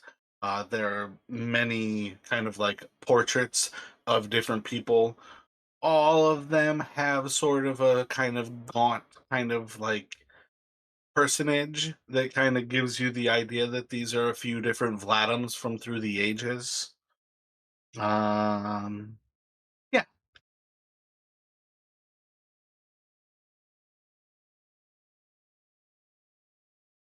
Gotcha. So yeah, Davros is going to move in. If there is any like food currently set up, he's going to mostly just to with the idea of like um, not so much as he's hungry, but he's almost like thinking like okay, so how's all this food is for these nobles. He's just gonna like take a bit. Um, but otherwise is going to be moving. I guess still trying to move kind of quietly towards the set of double doors, maybe like almost kind of going low on this side of the table with the uh, that floor to ceiling window to try to kind of like again try to move stealthily. Gotcha. Let me get a pick odd or even, and then just roll a die. Sure. I'll pick odd. And it is odd. So it seems like right now it is set for like a lunch. There's a lot of like fruit and like vegetables like set on the table, but there are also pieces of um different like roasts, like deer, all kinds of different like cuts of meat that are like set. This is all on the buffet though. It's not actually on the table itself. Gotcha. Okay, yeah. So he'll just grab like a mutton leg or chicken leg or something, and just like um, kind of be chewing on that as he's kind of moving. Again, with just the idea of like kind of tweaking the, you know, probably not the smartest thing, but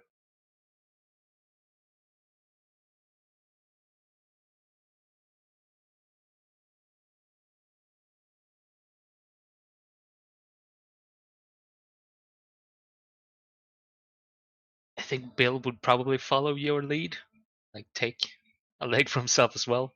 But otherwise, we're just following Davros.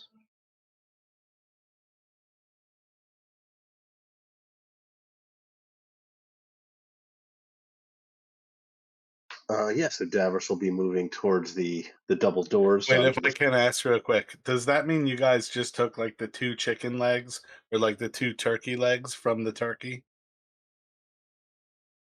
So there's now like now there's a turkey with zero drumsticks.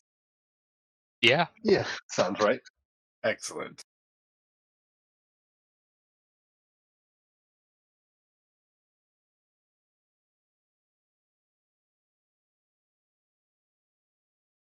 Yeah. So Davros will kind of like he'll be smart. I guess he'll like kind of like once he's like done eating, he'll just kind of stick the leg in like a outer pocket or something.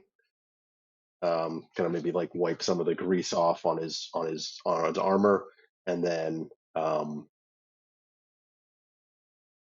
yeah, move towards the set of double doors. And I think at this time he'll try to listen to see if he can hear anything on the other side before he goes to open them. Let me get a perception from you.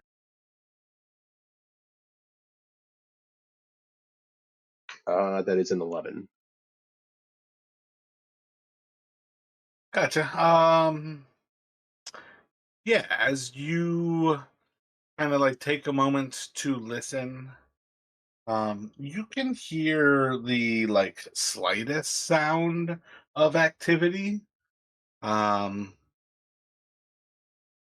and maybe it's enough to think it could just be that guard who is outside the front door, and kind of recognizing that you're potentially approaching that area. But you do hear something. There's not somebody like immediately on the other side of that door, though. You know, kind of what I'm getting at there. Yeah, yeah. 60% of the time, every time, you think that door is perfectly safe to open. All right.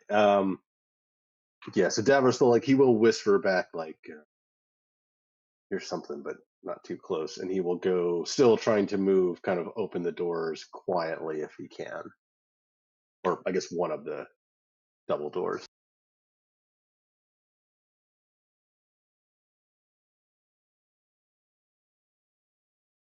So I think this is where I'm going to say Let me get another stealth check from the three of you.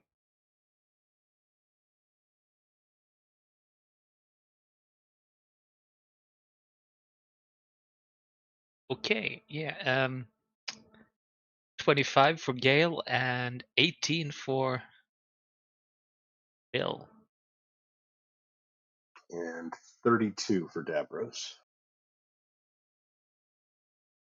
So as you step out, you can now see this is like the entry hall to the house. There's a grand staircase that like leads upwards from where you're at. It's an open kind of balcony to like just the west of you in this entry hall that probably has like a about like 30-foot tall kind of entry like opening. There's two big grand windows that kind of take up sort of the like slanted western edge, but there's also a grand window that like looks over the double doors of the entryway. And at this point, there's basically a guard standing like 30 or so feet away from you, but he's in conversation with the guard who's outside. And they're both kind of like looking off to the commotion out there as they're having this conversation. So let me get this revealed so you can kind of see what I'm getting at. But at present, essentially, they're not paying attention to you. You guys have essentially kind of like snuck up on them. So you could make a move for them and potentially do something, or you could go about your business and like get out of there if you want. Yeah, I think given one of them is on the outside and one's on the inside, and they seem to be like kind of in conversation. Davros's thought is to just kind of try to leave them be and sneak past and continue. Gotcha.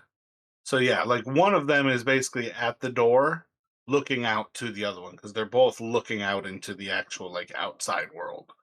And then the other one is, just beyond there. The one who's outside, let's say basically unless you're like moving up on the other guy, let's even say he's like slightly out of the way, so when he like glances back, it's not like he's like looking back like directly at you. He's like almost kind of like in line there. Um Basically this is me saying these guys aren't necessarily a threat seemingly unless you guys approach them and try to do something. Yeah, I mean But Davros. with that there's a door to the north on that western side. There's a door to the south on that western side. And then there's a hallway that kind of opens up to the south, and there's two doors on it visibly before you um, can probably see the slightest sign of the door. These are pretty elegant, like wooden doors. You could probably see the wooden door, like on this like southwestern kind of side here. Gotcha. Yeah. So yeah, so Davros is thinking like even if we were able to sneak up on the one guard, if we take him out, the other guard's going to obviously notice that something's happened. Um, I think Davros's thought is to just kind of like try to sneak kind of straight down across the room into the hallway, kind of like straight south from where he is now.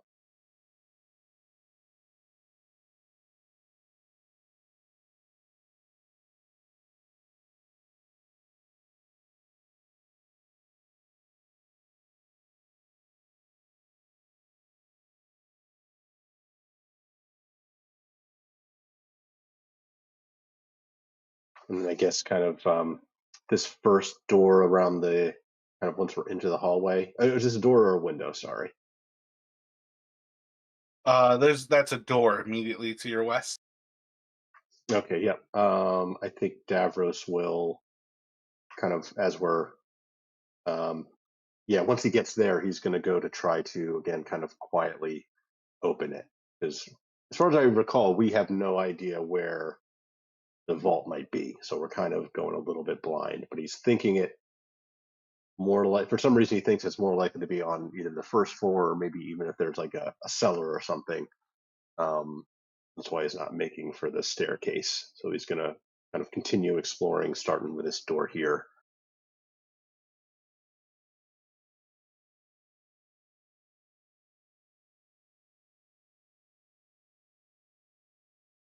Gotcha. So yeah, as you open that door, you're going to spot. It's basically like a storage closet. It's a 10 by 10 room still, but it is filled with like dishes, like linens. There's different pieces of furniture, but it is vastly just like a storage closet. And I should point out, if you have any interest in stealing anything, there is plenty of valuable stuff here. If you guys want to start to laden yourselves down with valuables, you are more than welcome. Because while I say this is filled with like furniture, linens, and dishes and things, they are very nice things. Yeah, Davros might like go ahead and again mostly to spite like the Vladams. He would like maybe take like a like maybe like a set of like cutlery or something like silver silverware. Nothing So heavy, maybe but you took that from the actual place, the setting, like of the table. Just oh nicked yeah, all the silver off of it. Or even better, if you want to really spite them, you like nicked all the forks. I like that idea. Yeah. I mean, you could take one full setting if you want, but I feel like it would be way funnier if you're just like, hey, you guys can keep the spoons.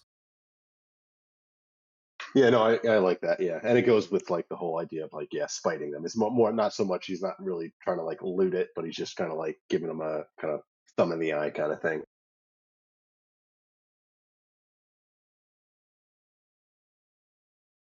But yeah, so he'll kind of seeing this looks to be like kind of a storage closet. He'll unless Gail or Bill express any interest in kind of taking a closer look, he'll kind of move down towards I guess the next door on this other side. By now, where you can see this spot, you can pretty well make out that this is like a sitting room. It's like a parlor, like a smoking room kind of situation, just down here.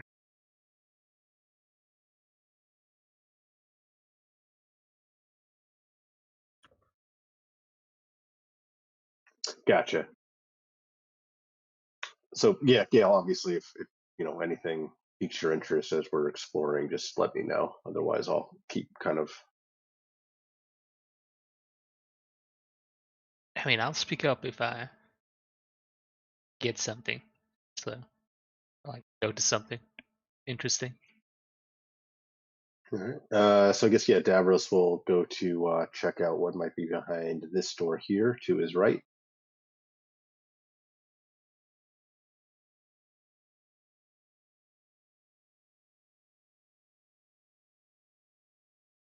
Gotcha. As you open that door, there's kind of like a burst of steam kind of comes out. You're kind of like overwhelmed quickly by some hot air. Can I have you do a Constitution saving throw, please?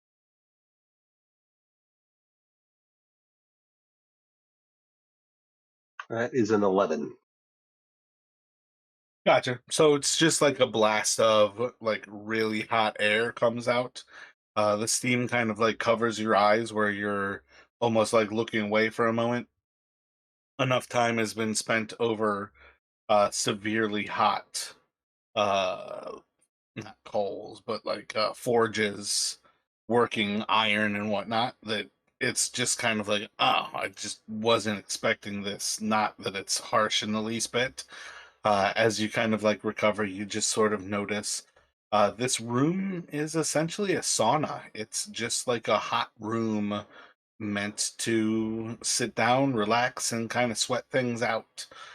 You can see that in the corner there's just like some sort of an element with like a bowl and a ladle for like ladling water onto this hot piece, and you can kind of assume where you might make a sauna with hot rocks.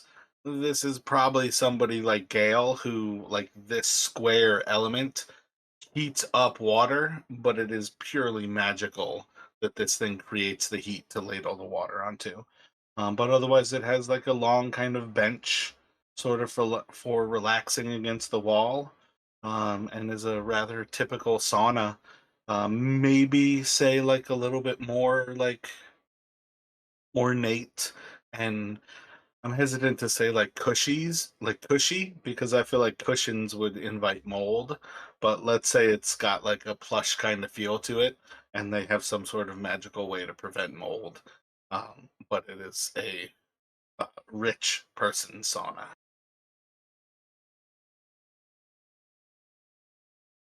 Gotcha. Yeah, so that'll probably not hold too much interest for Davros once he gets over kind of like the unexpected hit of steam.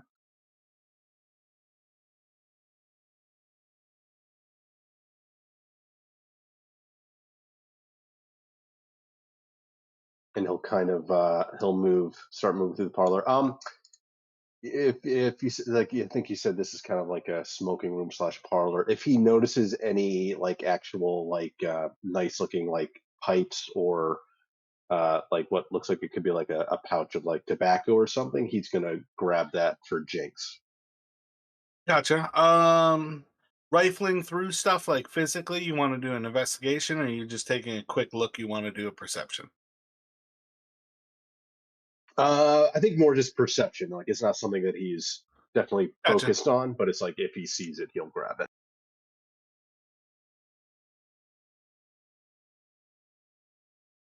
17 on that perception. Yeah, I'd say that you kind of like look over, and next to like one of the smoking chairs, you see like a Meacham pipe.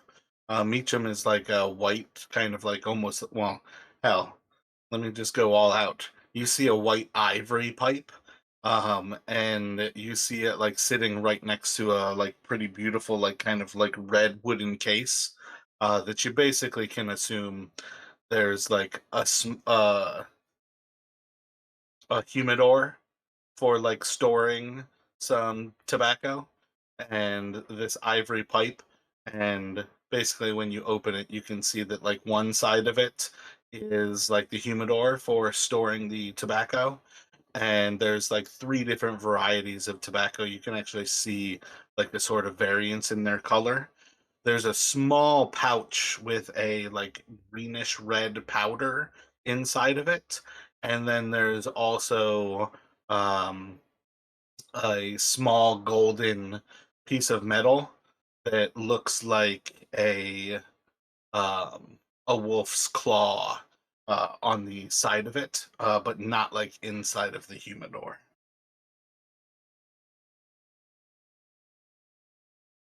Gotcha. Yeah, so Davros will yeah, he will take the pipe and the humidor.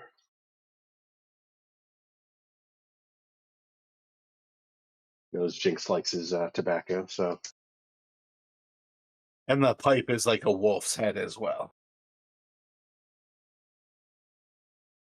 gotcha. Okay, yeah. Makes sense. Vlaadam motif, yeah.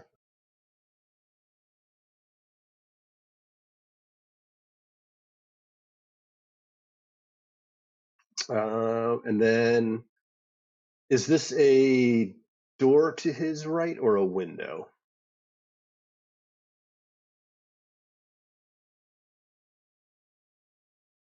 on the east side of area 10 here?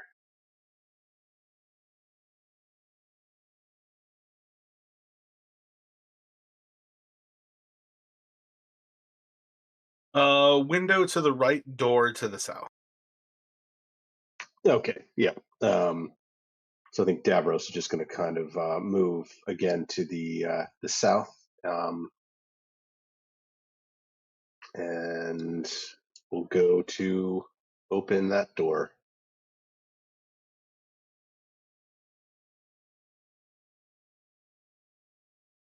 Can I have you roll a d6 for each of you?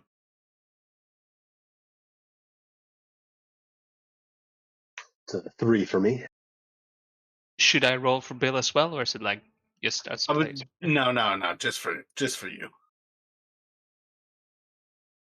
3 from me. Gotcha. And then if you will, can I have you each roll a stealth check here?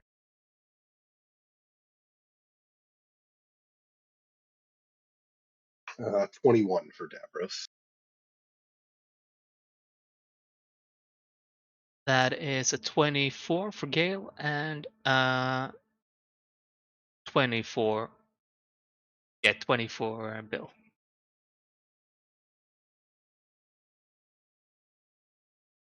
All right. So as soon as you hear, or as soon as you open up this door, you hear a little ping from behind you as Gale immediately goes from 6 to midnight as you open up this room, and this is a room filled from the ground to the ceiling with books.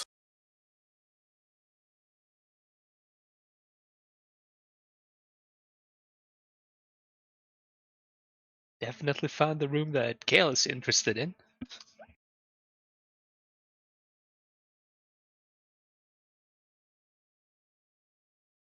Uh, Probably like one table in this room and like 3 or 4 chairs. Two chairs like flank the table on like say the like southwestern side. There's a few other chairs that are kind of like tucked in near different parts of like the bookshelves that surround this room. But in general, you can basically see this whole room is purely designed for the housing of books. It is floor to ceiling books, other than the actual windows that take up the space east, west, and to the south.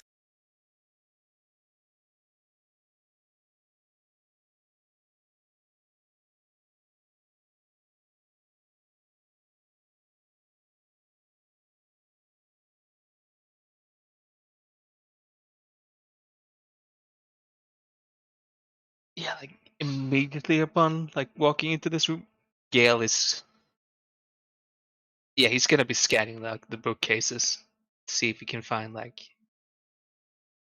guess his interest would be like either like texts about magic or I mean hell librarian the Vladams, like if they have like anything on the Bane Warrens or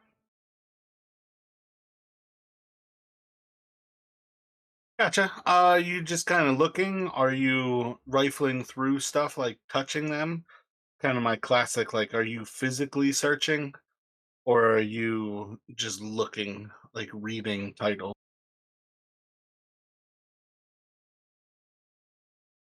And hey, Jinx. What up, dudes? My bad. Sorry, I'd like completely lost track of time and days, and yeah, my bad. oh yeah, hello. What up, homie? Yeah, I like looked when the beep went off, and I didn't actually think about Discord. Like, I looked in the room and like, huh, I thought somebody just joined, but everybody's here.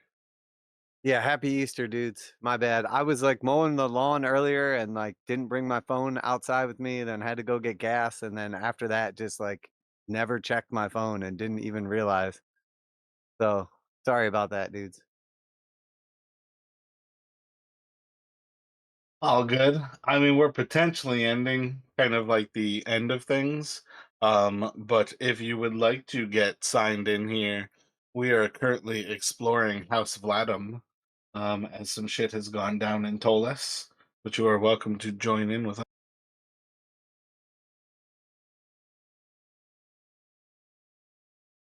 Yeah, and the question about how Gale is looking, he would probably be, and I think it's kind of weird because he would be like just looking at the spines reading until he finds like something that catches his eye, because then he would probably just take it out. Gotcha. So roll a perception for me. Oh yeah, definitely overwhelmed by books. That's a 5.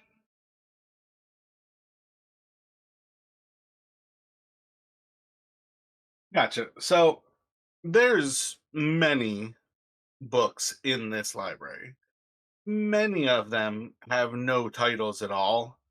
You go over and you're reading through the titles, and say one in five are actually titled like on the spine kind of thing. But you're pretty quickly kind of recognizing like none of these sound, I don't know, like say extraordinarily rare or are incredibly interesting. There's definitely plenty of interesting texts where you're looking through and you're seeing, like like myths from the time of Father Dragon, the rise of Gull. There's interesting historical pieces here, like the economy of Ptolus through the ages, the rise of Tarsus in the east. So there's plenty of interesting things. No book is like without value in like essentially this economy. They are excellent things to own regardless. You could take some of these books and make good money off of them. But in the long run, you're also kind of knowing the ones that are probably the best here probably are not going to say what they're about on their spine. You're going to have to search through this with a good bit of time. Yeah, then he will like look to Darius and do we have time for me? I wanna like look through some of these books.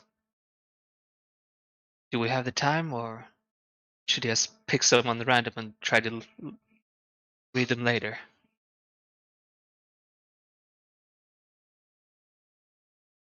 Um, I prefer not to dally too long, but if you think it could be important, and Uh, I guess Bill would probably have a better idea than Davros of like how long we've been here so far, how much longer his pass without trace will hold up.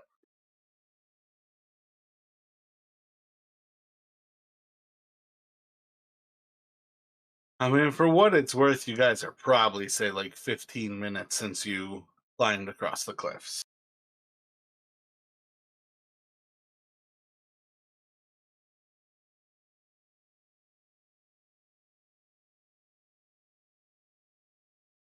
All right, I don't want to make up like a crazy story to get Jinx in here, but since you're here, let me do a quick recap to get you in, and then we're just going to throw you into the mix here. Yep, sounds good.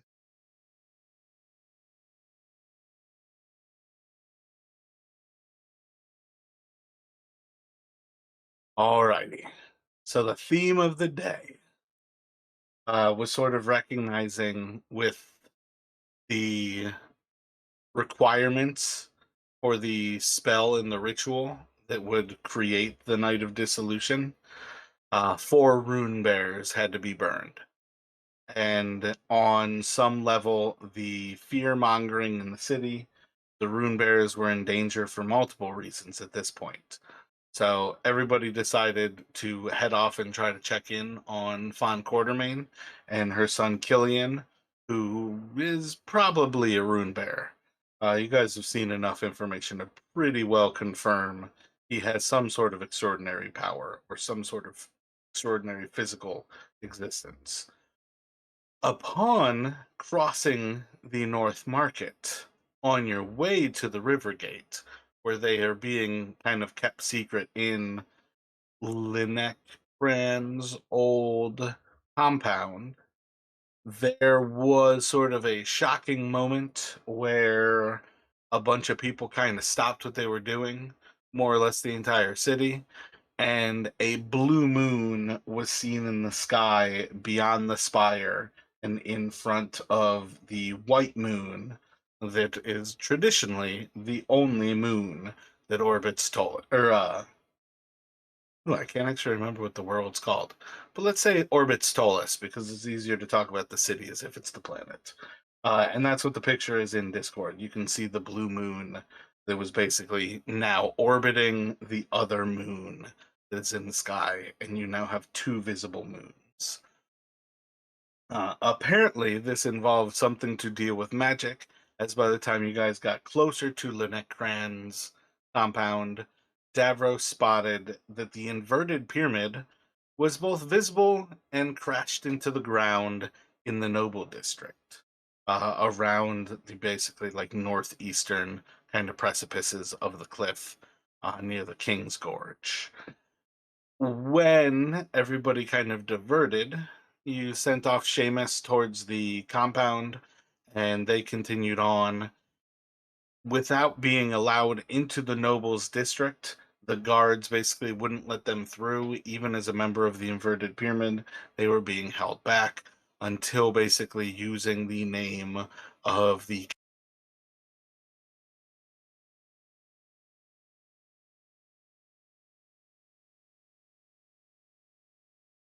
north, where the inverted pyramid fell, as well as a big dust cloud to the south, where apparently the floating apartments fell.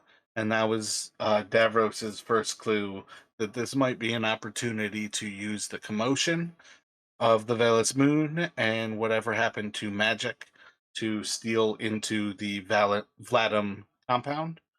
Uh, Beforehand, though, they would check on the inverted pyramid, basically finding out that the wizards inside are pretty much okay.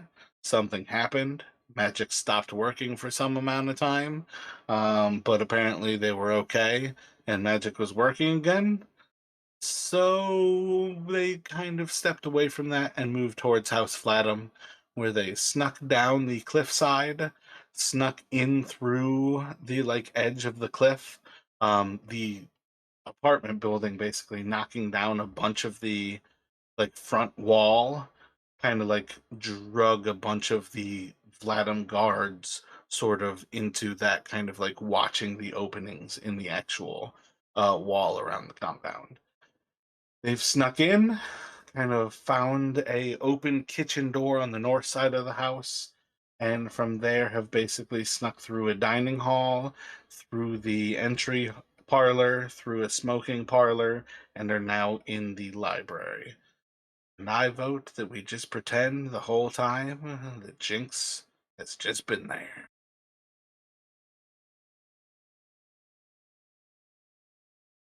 That sounds good to me. Oh, Davros had, when we were in the smoking parlor, Davros had picked up like a nice ivory pipe and humidor with the idea of giving it to Jinx, but obviously now, if Jinx is with us, he might have just like pointed it out. And then if Jinx wanted to take it, Yeah, you do have a gift of a ivory wolf head pipe with a walnut humidor with three different kinds of tobacco, a mysterious green powder, and a golden wolf claw lighter. All right, very cool. Sounds good to me.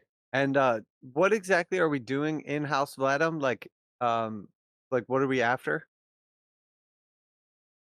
so there's supposedly a vault somewhere here in the house that has a key or some sort of like object that can get access, we think, to the Bane Warrens. I think through that door that we had found, and we Oh, okay, figure, yeah, yeah, tied back in from like a while back. I got you. So we're after that key then.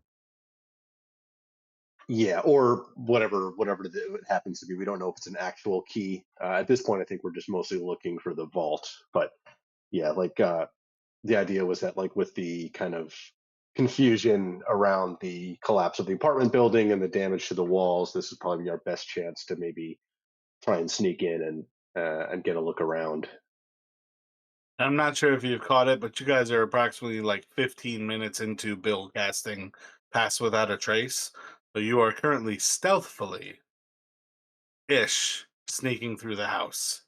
Because I did make a point of them recognizing that they stole both of the two drumsticks from a turkey that was inside of the kitchen, which is room 7. So there is a turkey with no drumsticks in the kitchen. And also all of the forks from the And dining rooms set. all of the silver forks, like a setting for like 16 people. So Davros has 16 silver forks.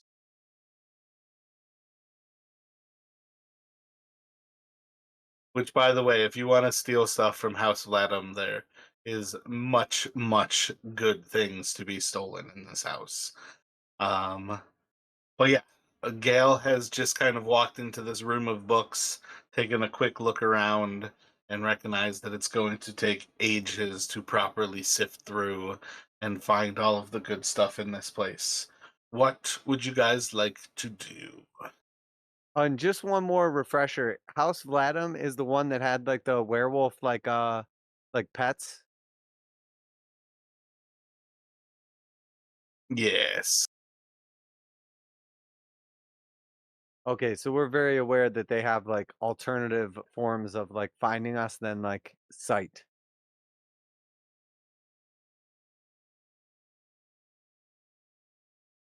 Okay, sounds good to me. Yeah. And so Davros, to Gale's question, will about like, do we have time? He's gonna like hold up like a hand and like with 5 fingers outstretched, like I'd say 5 minutes, no more. Yeah, I mean, at that, like, Gale is off for trying to find like the books without like any text on their spine. Try to find either something that looks older or something that looks like it's been well used. I guess is like if it's been read a lot. Gotcha. Give me another perception here. And you can have. Yeah, just do a perception. I am gonna, because I have inspiration. I'm gonna use my inspiration on that then.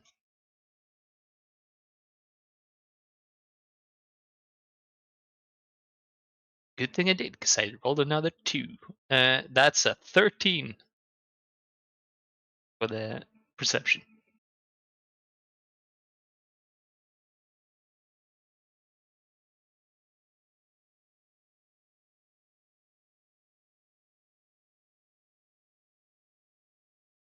Alrighty. So when you are looking around, and say your eye is drawn towards like the table and like the more like worn out chair that's kind of next to it, and you start to actually like take a sift through the actual books that are on that specific table, like those that are not shelved, and essentially kind of like going through and browsing for a moment, you start to notice that there's a, let's not go so far as to say a theme, but you're kind of like recognizing that there's some sort of a sense of kind of creation of powerful magical items, the creation of like brother and sister weapons, like weapons that are tied together from their creator, weapons that sort of share like a mystical or magical connection to their creation and to their creator, and kind of the recognition that it would seem whoever was reading these books, there's a theme of not just the creation of powerful weapons, but like artifact level, one of a kind, coming from artisanal, like blacksmithing, one in a generation. These are like once in a thousand year kind of swords that this person is sort of reading into.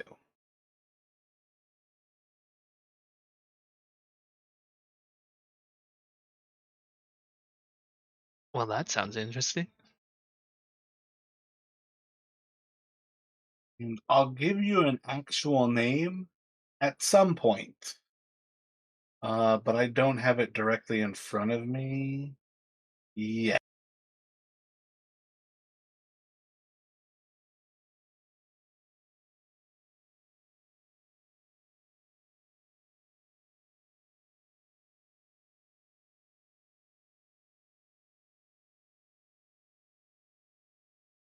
And once you've resolved what Gale is looking for, would it be possible if Jinx is sort of like inspecting the like book racks, looking for like what I would imagine would be like a book that triggers like a secret door or something like that? Gotcha. Roll a perception. Okay, cool. So I'm like looking for like a book that looks like it's been like handled on the regular, like near the top. So like like Adam's Family, like Trick Door.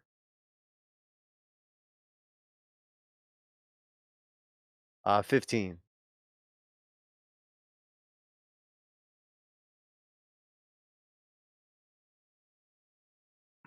15 is your perception. Yeah, 15 for perception.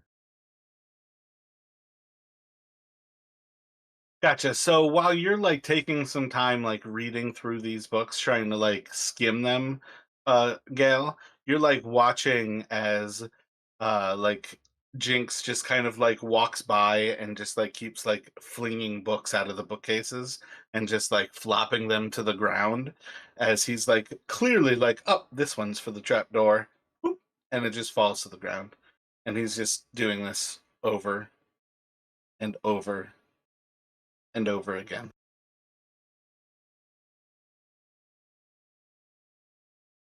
Yeah, like definitely starting to get a twitch in his eye.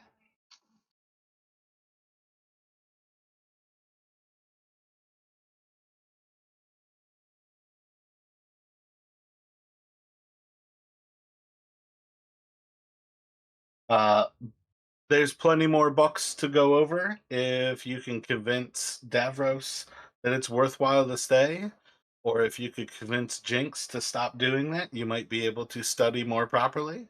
What would you guys like to do?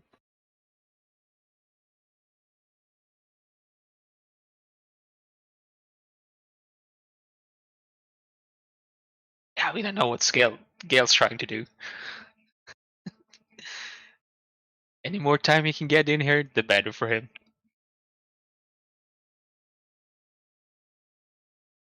So Jinx getting kind of frustrated and like wanting to smoke, but knowing it's not a good idea right now, is gonna go over to Gale and put one hand on Gale's shoulder and just say, "I don't know what you're looking for, brother, but I got a feeling you're about to find it."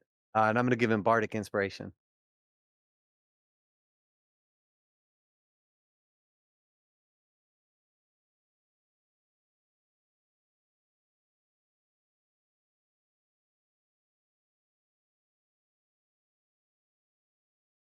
Yeah, Gale will look at you and yeah, and hopefully look back to Darius and I mean, there's plenty of books in here, many interesting topics. There's so much to be found in here. I promise you, it'd definitely be worth our time if I can get my hands on the books. Maybe can find out about something about the cults or the Bane Warrens that we don't know about, or hell, just more powerful magics. I'm not. He definitely has a bit of a like a manic gleam in his eyes at this point. The Davros is going to kind of look at him uncertainly, but Gale is the magic expert, and so all right, I think it can be. I think it'll be helpful. Just remember, we're on a bit of a clock here.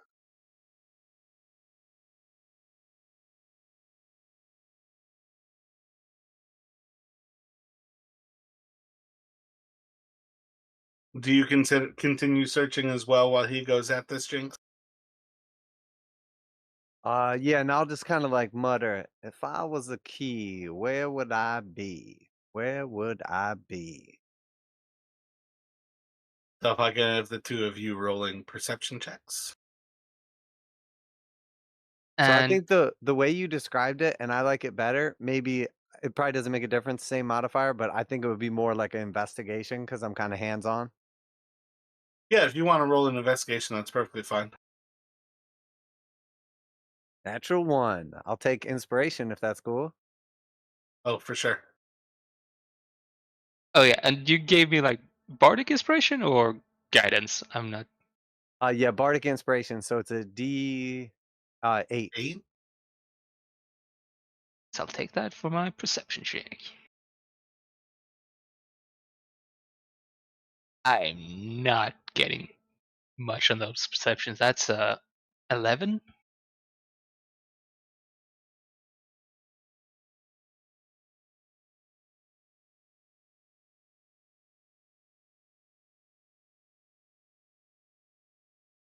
So, mm,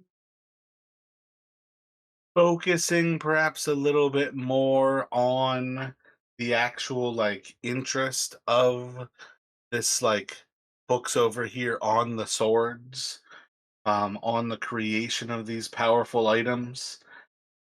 You can kind of come across like some of the notes seem to be kind of like cryptically written across different pieces of paper, and you can kind of see different ways of like folding some of the like folded pages in one of these books before you kind of come to the realization that like if you kind of like fold a few of the pages into like this almost like flower like mosaic, that there's a note basically describing 6 of these swords, and they're named the Swords of Hunger Swords. They've all been created by one person, and this person is gone, and they seem to have hidden the swords. There's a moment of exclamation in these notes that describes one being found. Um, and you can kind of see in the notes the description that if all 6 are reunited, kind of a like cryptical description almost of like saying, I could destroy the gods.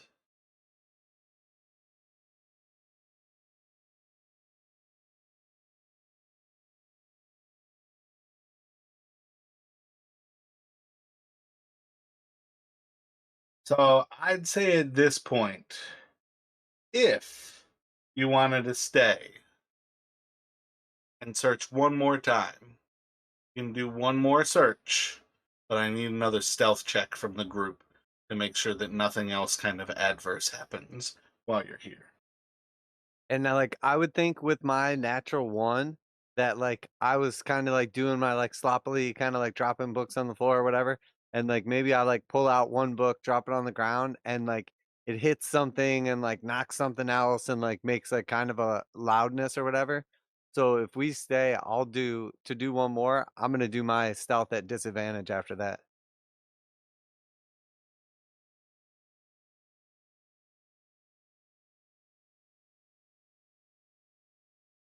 I mean, Gale is. Yeah, he's definitely voting to stay and search for more books. Yeah, and Davros is kind of like looking anxiously towards the door to the north, but then maybe also like trying to pick up after Jinx, like as he kind of leaves some of the books on the ground, like Davros is going to return them, but he's getting like more and more anxious as each minute passes. But he, if Gale says it's there's something to be found here, then he will defer to him as again the magic expert. Yeah, I was gonna say I love that you defer to Gale because to be completely honest, he's not like looking for like anything specific. He sees these are a lot of books. They're probably a lot of valuable information on them. He doesn't care what he finds, just as long as he finds something.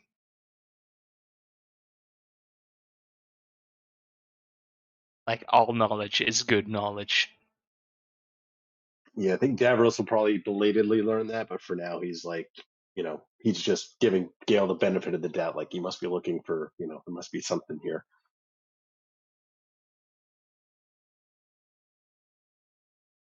Okay, so I got a. Is it pass without a trace adds 10?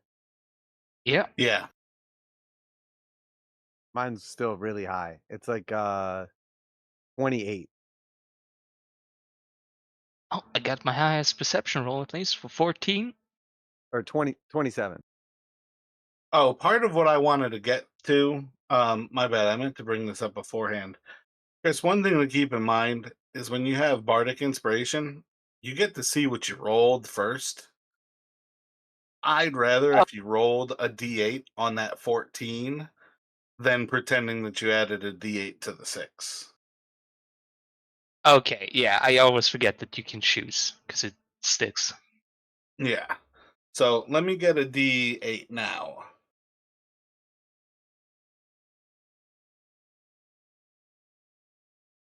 So that would be 16, 19. Gotcha. And did you roll another search as you were searching with Jinx, or did Jinx stop?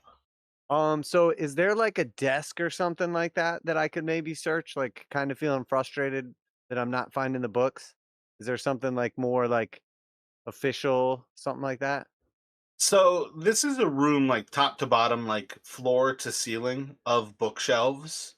There's the 4 chairs, like of the 4 circles, like around, and Gale is probably near the one desk, which is just like a corner table that has a stack of books on it. So I'm gonna throw out there, if you're thinking that there's like a secret book to like open like an Adams Family, um, like secret entry, it's probably not on the random like end table that is in this place. Okay, sounds good. Yeah, I'm gonna keep doing the same thing. If I was Gotcha. the key, So let me get where your would search. I be? And Davros has a 25 for his stealth. Gotcha. Yeah, I'm not gonna lie. You guys have to roll pretty horrifically while Pass Without a Trace goes for it to not be there saving you. Yeah, so Gale got a 30 on his stealth, and that would be 34 for Bill.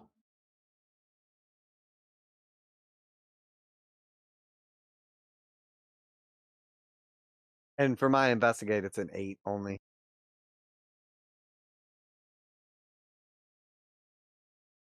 Gotcha. So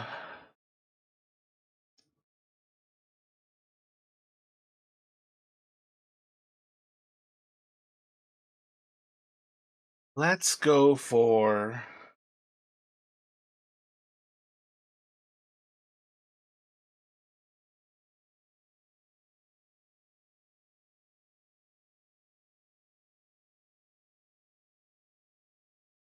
all right. So at some point reading through, did you continue with the same book, Gail, or have you moved on?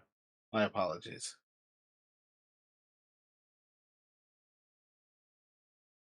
I mean, he would probably continue with the same book, like with those swords.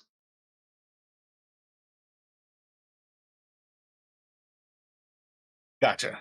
So at this point, you're basically reading inside of this book, um, starting to recognize in the same way where magicians, where wizards kind of write spells in their own sort of secret code, that this is the workings of Iristal Vladam, the current primarch of the house, who is currently sort of wretchedly growing old with time and is currently kind of like put up almost like in his deathbed, kind of in like hospice sort of care, where they're just like taking care of him before he passes away and dies.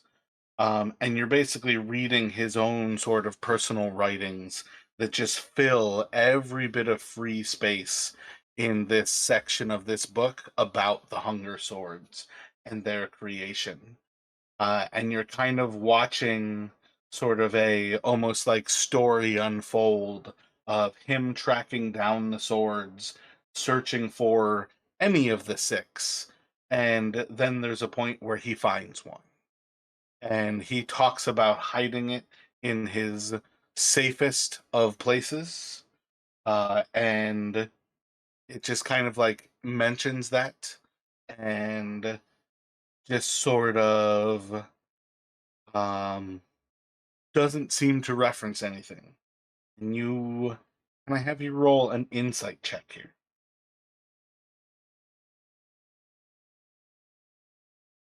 Oh, that's a good one. That's a 2. Gotcha. So you're just like reading this tale of this man and how he hides some sword in the safest of places. And it doesn't really seem to kind of fit what he's talking about.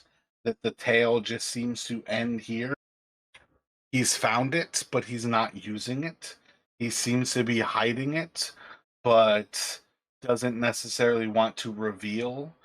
And it's just kind of like almost like hitting a dead end there. But somewhere in this library, there's an answer to whatever you're searching for.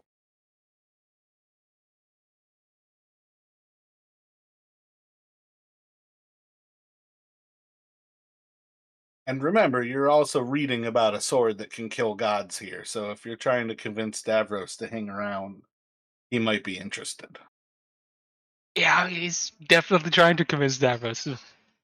This book is interesting. The notes as well. It's talking about swords that can kill gods, and I mean, it seemed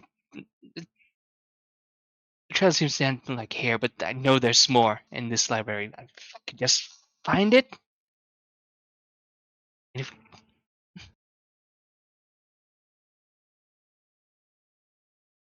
Wouldn't mind having a crack. I admit, wouldn't mind having a crack at forging something like that.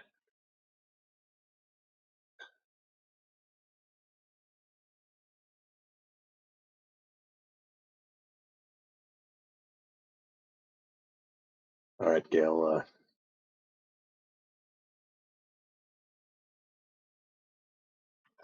Leave it up to you. Just remember, we still got to get out of here too, and we haven't found that vault yet.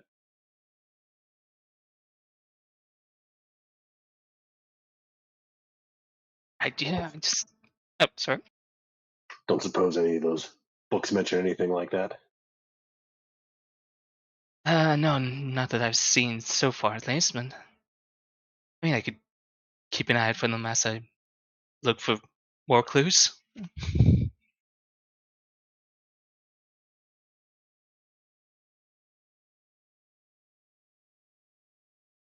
Yeah, I mean, if no one is gonna drag Gale away from this library, he's gonna continue to try to find more information in the other books.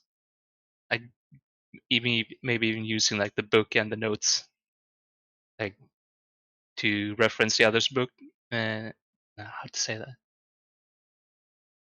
Kind of like using them as a reference as he's searching through the other books to find like more clues.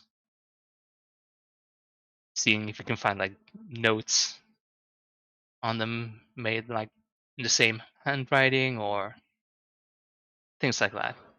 Gotcha. So yeah, you can do another perception check. Um, is your investigation better than your perception? Oh yeah, that it is. Gotcha. You can switch over to an investigation here. And are you continuing to rifle through them, Jinx?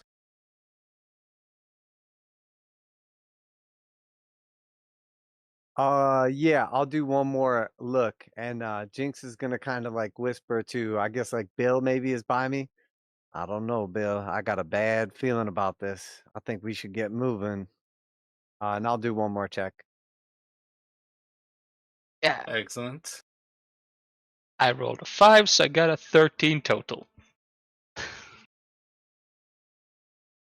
Gotcha. And And then it's a 22 for investigation.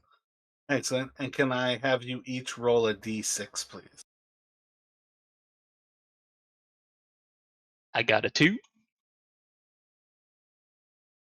A 3. Is that all three of us? Yes, please, Davros, as well.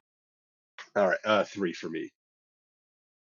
All right, so Gail's like looking through these different books, starting to try to like search for this similar handwriting. Jinx is still just like one finger on the top edge. A horrible thing to do to a book's spine. Should never pull it out by the top edge like that. But he's just flipping out these books one after another until as he like leans over to Bill, I don't know about this. I think we should be getting going. And it goes to flick a book out. It moves out about 2 inches, and you guys hear as behind you a stairway leading to the basement below opens up.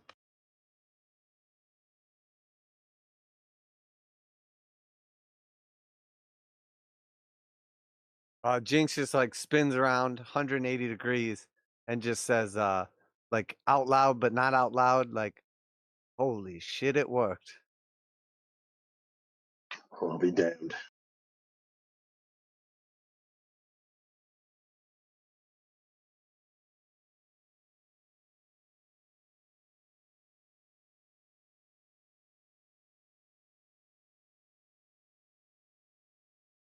So I'm just like immediately gonna like head over to the stairway. I'll do, is it dark down below there? Yeah, you'll want to cast light to go here.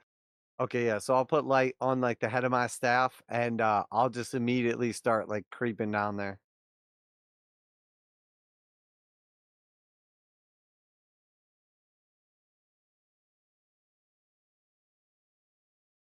Yes, did Gale manage to find anything with his roll, or? Oh, what'd you roll? Oh, it's 13. That was it.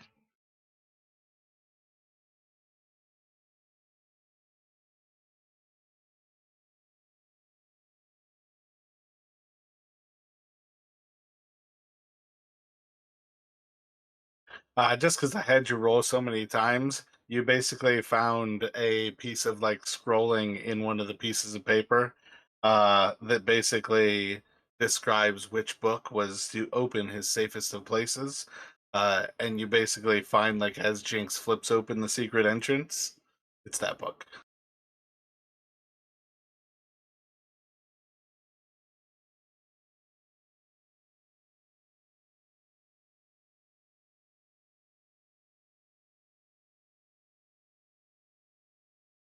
So yes and no. Oh yeah, that twitch in Gale's eye is definitely getting stronger.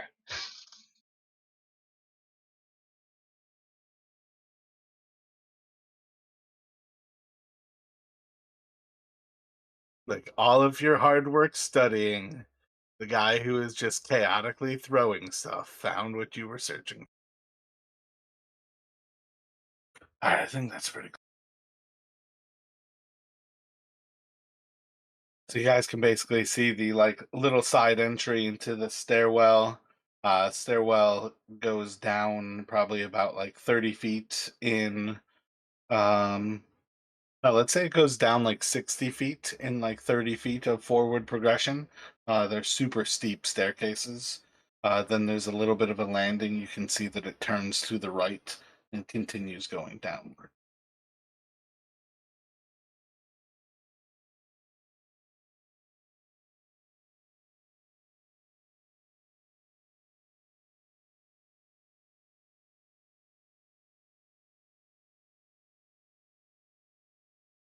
Probably about 6 or 10 feet down, you can see that there's a single like sconce on like the side of the wall. Actually, wait. Let me have you all do a perception check.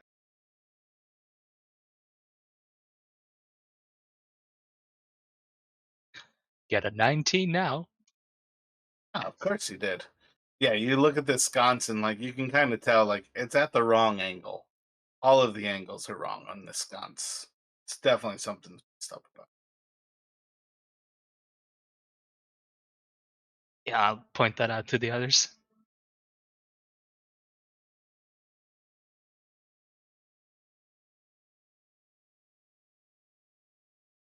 I think it might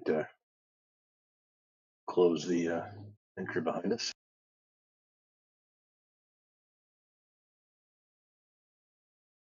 I mean, possibly.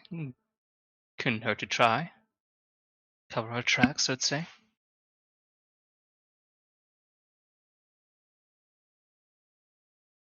You want to fix it? Yeah, Rotate Davros. it back to vertical. Yeah, Davros. So go ahead and try that. You can rotate it back to like vertical, so it's like lining up properly. And as it does so, you do hear again as the door kind of closes behind,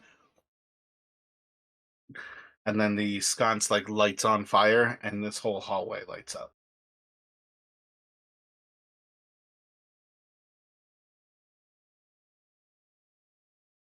Effectively leading you to a large hall that kind of extends to the north.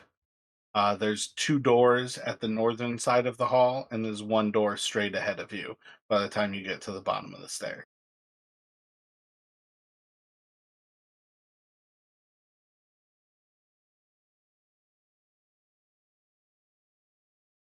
So at this point in time, after like the sconces light up, Jinx will like definitely lean forward and light a cigarette off of the sconce.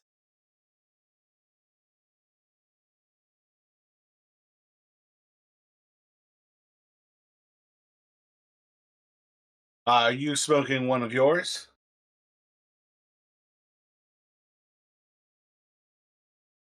Stavros just Yeah. handed you that. I got you. I think I would like be smoking one of my regular cigarettes that I got, like the tobacco from the shard. I had like the good stuff still. So you guys progressing down the stairs?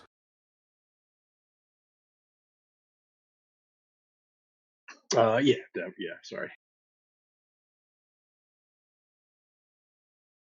Just as we're like getting down to like the hallway, think Gail's gonna like try to keep an ear out to see if he can hear anything down here.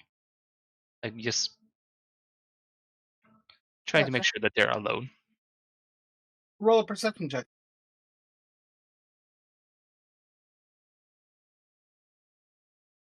That is 22. You can hear some voices coming from beyond. Roll a insight.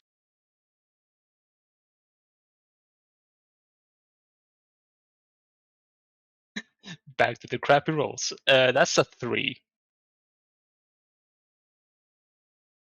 Gotcha. Yeah, there's somebody down here, but you can't quite tell where. Yeah, it's telling us. Yeah, can hear someone, but can't pinpoint where from. But there's someone down here at least.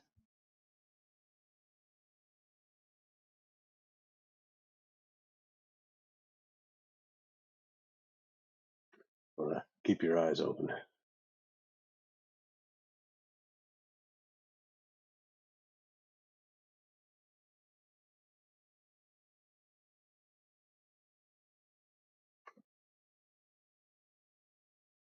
Davros will start kind of moving into the corridor.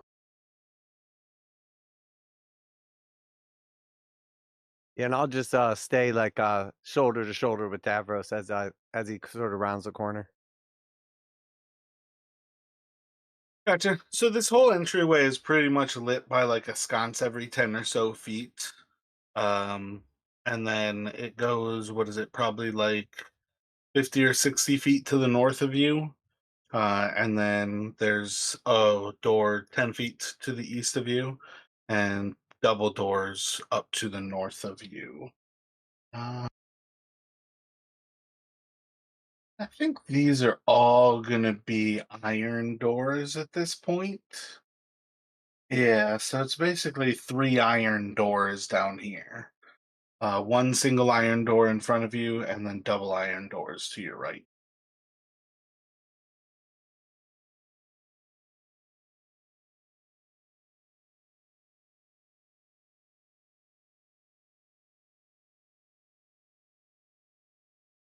I think Davros, I think, is going to be looking down the corridor towards the double doors, and I start heading that way.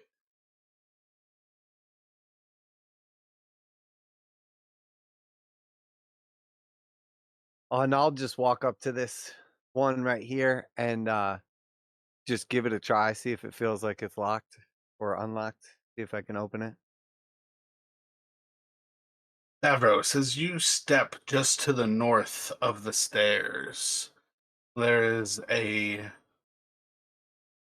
a dart flies out of the wall.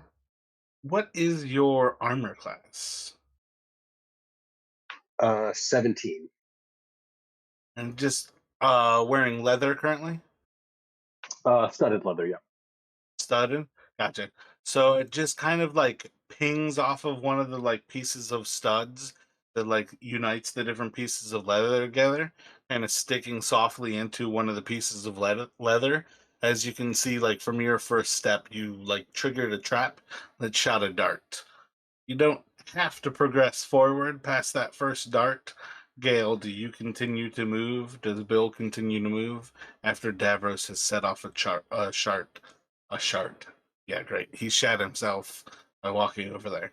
Um, Davros has set off a trap by walking to the north. Yeah, no, we're staying here after seeing that. As he like triggers the trap, we're definitely not going out there without trying to find out. Oh, Davros, do you stop after the trap shoots? Yes, and he'll probably like look around, see like is there like a tripwire that he triggered, or is there like any way to can he see kind of what set it off? Roll a perception. That's a 7. Gotcha. You can't quite figure out like where it came from, what set it off. As far as you can see, you're just on like a stone floor. Uh, but like as you like kind of like hold still, like looking for where this dart came from, there's no like cracks in the wall in the direction that it came from. Um, and you just kind of like are looking around you, and you notice as Jinx just like walks over and opens the door to the east. Nothing bad happened to Jinx as he walked over there. Jinx, as you kind of move over and like toss open that door, smoking a cigarette, you just see kind of like a hall set up with there's different like blades, there's staves, like nunchucks. Um, Roll a die and pick odd or even for me, Jinx. I'll go with odd. It is Uh, there's odd. even there's even a like a walnut boomerang with like gold bladed edges on it, just sitting around. This seems to be some sort of combat like practice room. Plenty of blood spilt on the ground as it's like dried into like a crimson dark, uh, like golden or not golden, like reddish brown.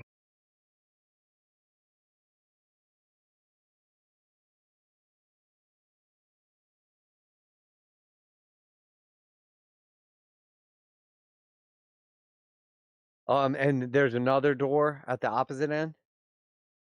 Indeed, yes, there's a door directly in front of you, like 30 feet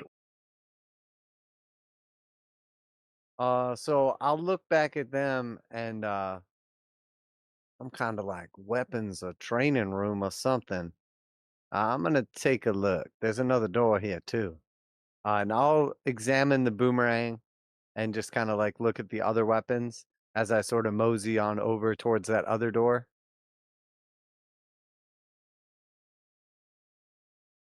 Gotcha. At this point, there's no reason for that boomerang to really compare to like yours, but it is definitely still a nice boomerang. Nice craftsmanship, even weight distribution. Nice to know that there's someone else with a passion for boomerangs in this world.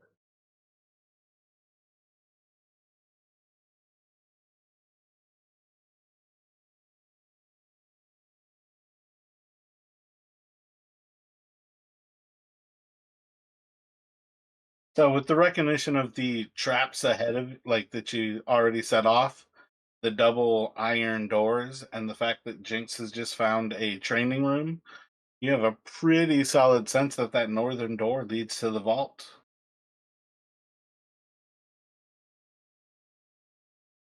Yeah, that's what Davros is thinking.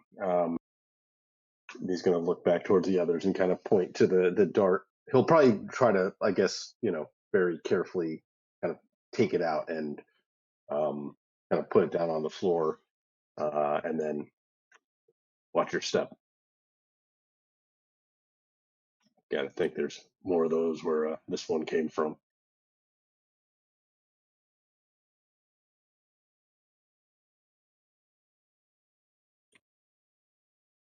But he will, yeah, he'll suggest we keep moving north or towards those double doors.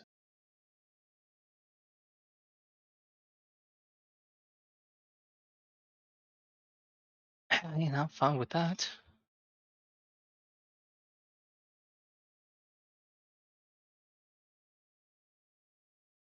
So he's going to, yeah. So Davros will start forward again, trying to move slowly and trying to like kind of keep an eye out for any sort of trip wires or anything that maybe like holes in the wall where the dart came out, things like that. Roll another perception. Nope, 4. Gotcha. Seems safe enough ahead of you.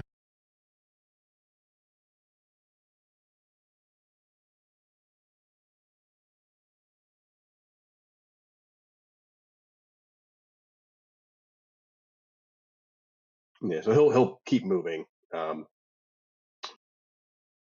towards the door here. Just let me know if you need me to stop at some point.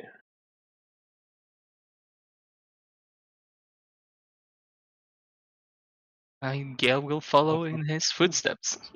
How far behind are you following? I would probably be like, yeah, 5 feet behind, closely following him. Gotcha. So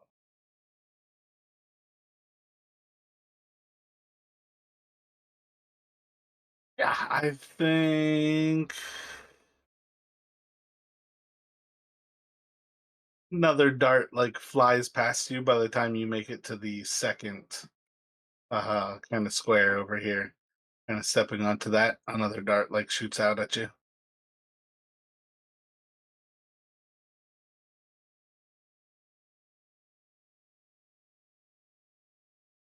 Does it stop you? Make you search harder? Make you turn around? I think he still wants to continue forward. Um,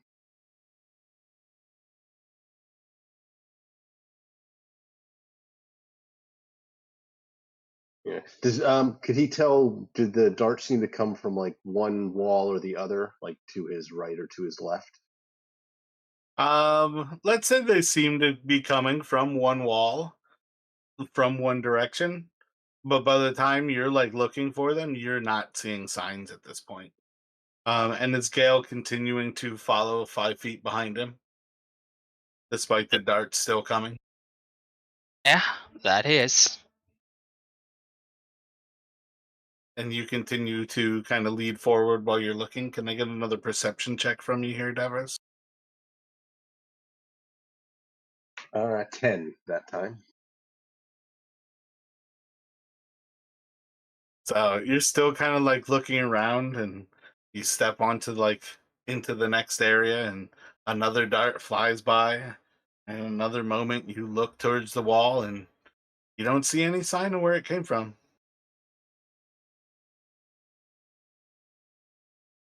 Continuing on. Gale, don't suppose any of those books mention anything about bypassing any of this? No, don't think so. Unless they were written in very cryptical notes. All right. Well, might want to give me a bit of space. But he is going to, yeah, Davros will continue forward. Maybe he'll like try to like move to the other side, like almost like go over here, like, and then start forward again.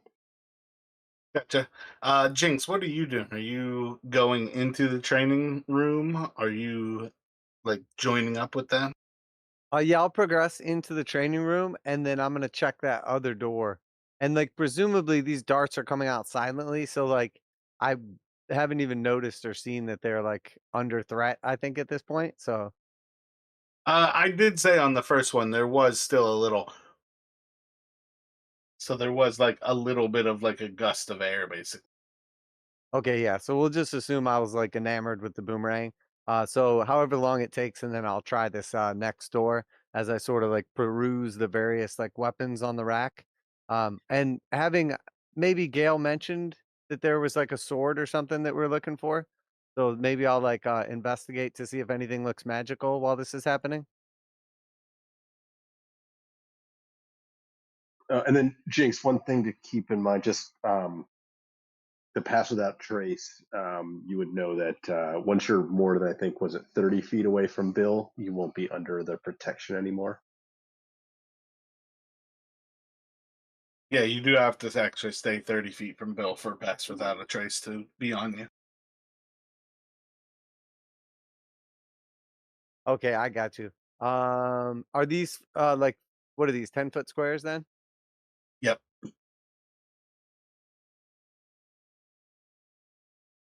Okay, yeah, yeah. So I guess knowing that then as they're sort of like advancing forward, if I don't immediately see something that like jumps out at me as like untarnished blade or something like that, I'll start like going back to catch up with them before I get to the door. I'd say there's plenty of nice weapons in there. This is still House Vlaadam, but plenty of them show signs of damage of actually being used. Okay, I got you. So yeah, once I like basically like realize I'm about to like get out of range of that or whatever, I'll like run backwards and maybe, again, like I said, Jinx has kind of been like enamored with the boomerang and, kind of his chaotic sense. Didn't really notice the um darts. So I just sort of like hurriedly like run to catch up with them. Gotcha. And Gail, are you putting distance between you and Davros? Yeah, I mean, you listen to Darius. What said? You stay like 10 feet behind instead of 5. All right. So Davros steps over. I'm gonna hit 3 times. I'm gonna hit Davros with one of these darts, and can you make a Constitution save, Davros? And Jinx is going to run up and get hit by 2 darts. Can you make a con save and then another con save? It's a 17 for Davros.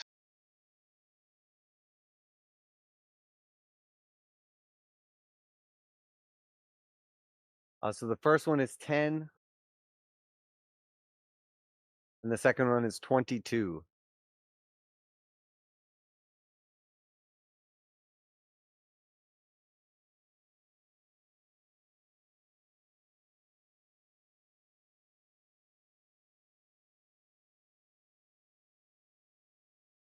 All right, so Davros, you're gonna take 4 piercing and 11 poison damage.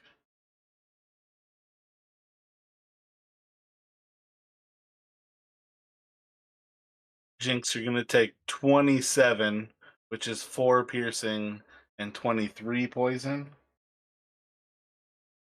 And then the second dart's gonna do 2 piercing and 7 poison. Is Jinx still standing? Oh yeah, you got hella Constitution. Jinx is probably still standing. Oh, so say that again. The total damage. I don't have any like resistance to poison or piercing or anything. I think it was 27 the first 4 time, I think. and 23. Yeah, 27. And then the second time it was 2 piercing and 7 poison.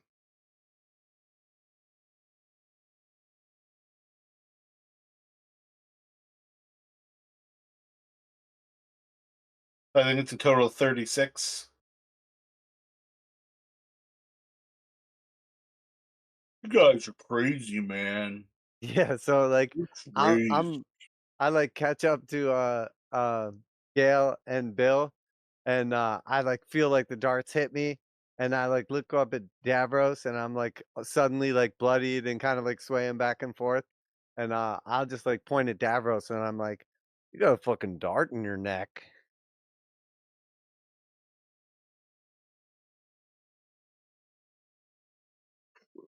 What? I'm trying to think. I know this scene from old school. I just can't think of what he actually replied. What? You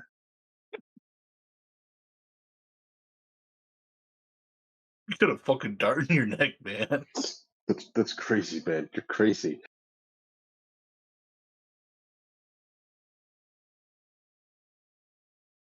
Um.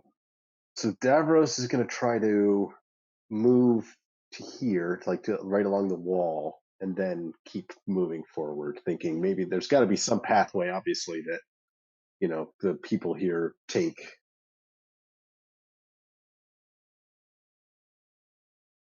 Gotcha. What's everybody else doing? Following Davros 10 feet behind.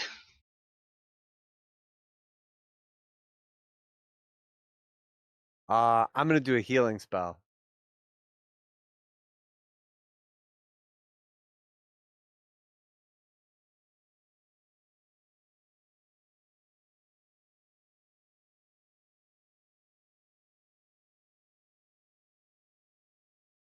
As you move up, Gale, a dart like sails past you and misses you. Okay, so I'm back above bloodied again, but now I'm gonna be like a little more like cautious.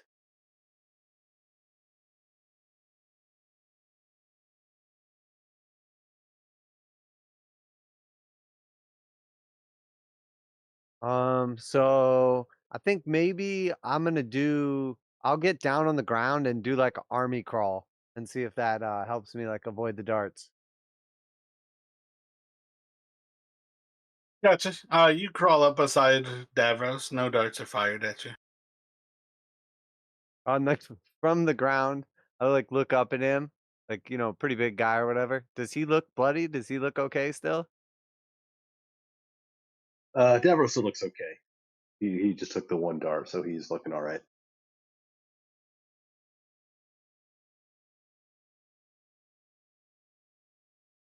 So I'll just like whisper up to him, crawling helps. I didn't get hit that time.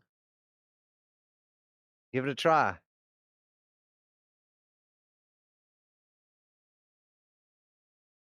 Davros will kind of look back and shrug and all right, and he'll kind of like get down and kind of similar posture, like a kind of army crawl posture, and then we'll try to start moving forward again.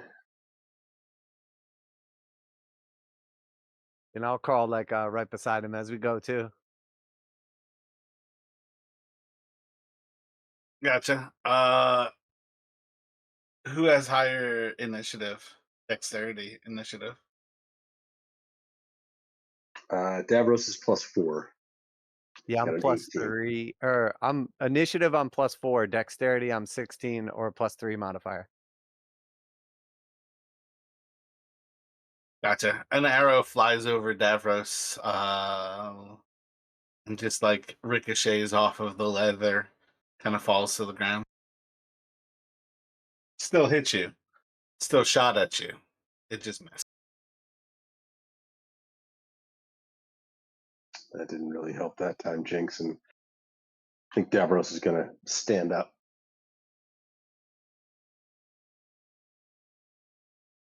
And then try to move forward again. Another 5 feet. Gotcha. At that point, you're in front of one of the steel doors. Yeah, so I'm gonna like crawl up next to him. Still crawling on the ground. Gotcha. You're crawling up to the next door. Yeah. And I think Davros is gonna look to Jinx like, don't touch it. As Jinx crawls up, an arrow flies into him. Should hit you with a 25. 25 to hit? Oh yeah, I'm 16 armor.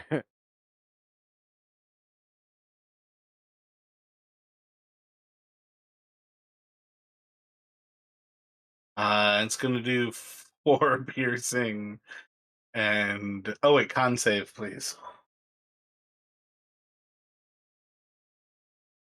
To 12. It's going to do 33 damage to you.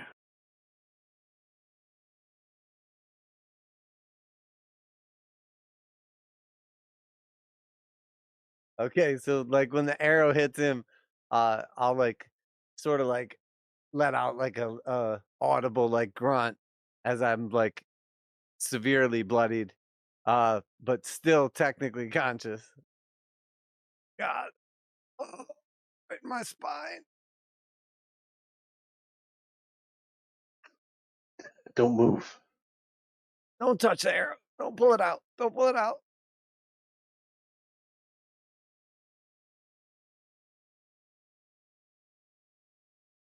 Yes, but Davros is like, he's looking over the door, but he's thinking all these arrows and darts, they must have put something on the door, so does not want to touch it until someone like Gale gets a chance to take a look at it. Yeah, so far Gale has been standing still here, seeing you get shot with darts. Try hugging this wall here, and I'll kind of point to the wall that Davros been coming up.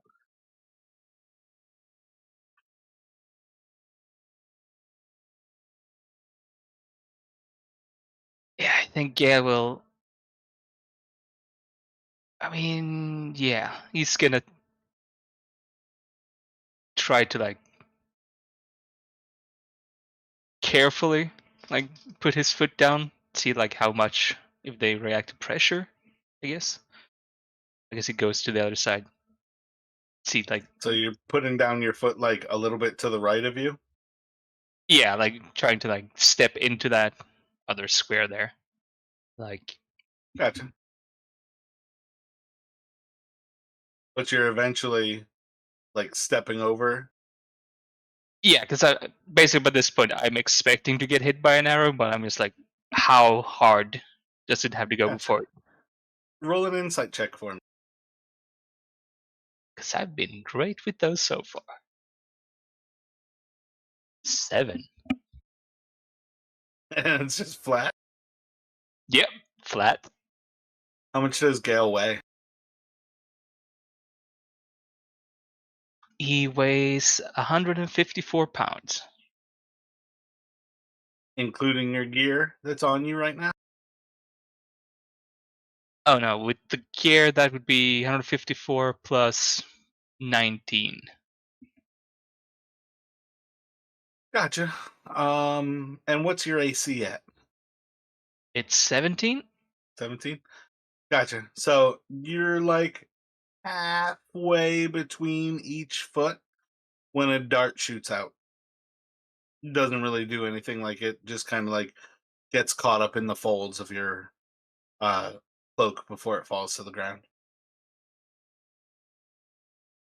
Oh, lucky then. And yeah, same thing. He's gonna try to do what Dara said and like hug the wall. It's just another step.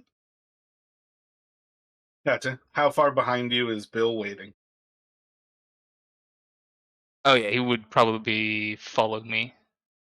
It's 10 feet apart as well. Gotcha.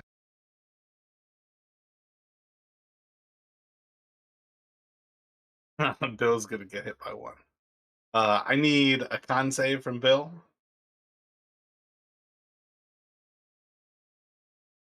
All right, that's gonna fail. I'm pretty sure this means Bill's just gonna get knocked out entirely because it's a crit. Yeah, Bill's just gonna. Ooh, ooh. I think Bill's dead because Bill is about to take 8 damage dice, and it's actually twice that because it's a crit. Yeah, I mean he has 7, so Yeah, I think Bill is about to get hit.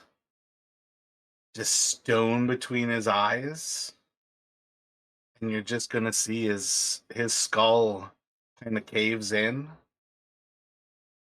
and his brain just starts to seep out of his skull.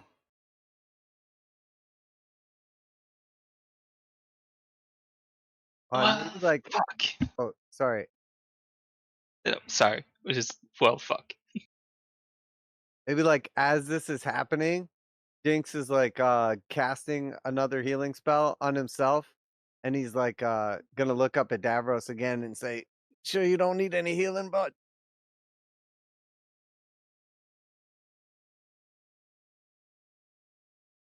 And Davros is just like looking past him back towards Bill, and he's just like, "Shit."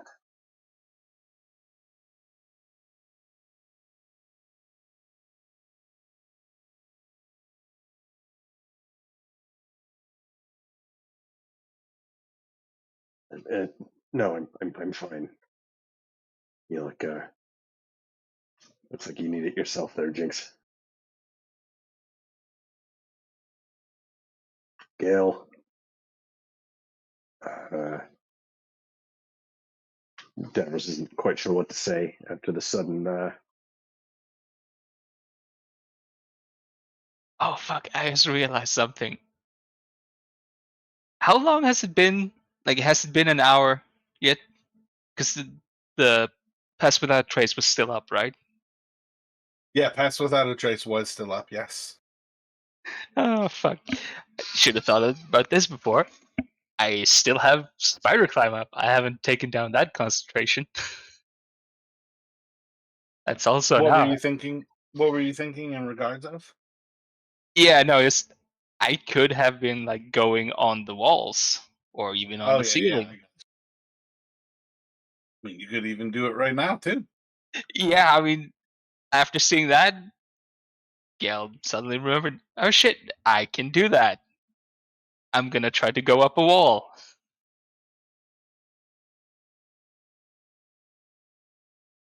Like, I think you can even go like straight up to the ceiling unless it's like really high up. Still high ceilings, but like we're. I think it sounds good to go for like 12 foot or so ceiling. Yeah, because then it will instead like go upside down on the ceiling just to, yeah, hopefully no traps on the ceiling. But like no darts flying out on him as he's climbing the wall up to the ceiling. That's correct. No darts are flying at you. Yeah, and then he'll start going like so. He's basically over Davros.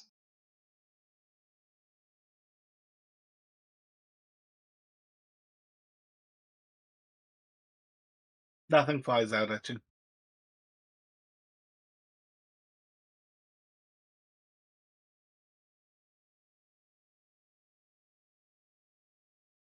Gale, you mind taking a look at these doors?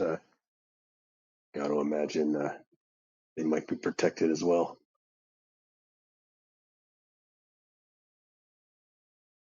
But Davros is like completely does not want to move anywhere, like take another step. So he's almost gotta like kind of maybe like kind of crouch down to try and give Gale a chance to take a look without moving back.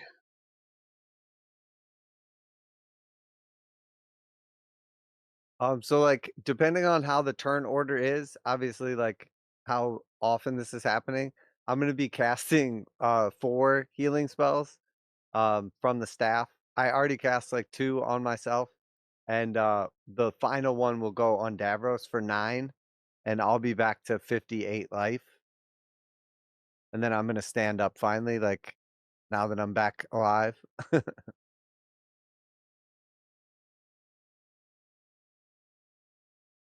Gotcha. I mean, there was definitely a little bit of time there where you were waiting on Gale to progress across. So I think there's the potential that you're probably good on casting those spells. Okay, so Davros gained 9 life back. And then like Jinx will be like reaching around, like trying to grab the arrow out of his back, and then he'll like finally turn to Davros, like turn away from Davros and like point at the arrow, and he's just gonna say, "You mind, buddy?" All right, on 3, and then he'll pull it out on 2.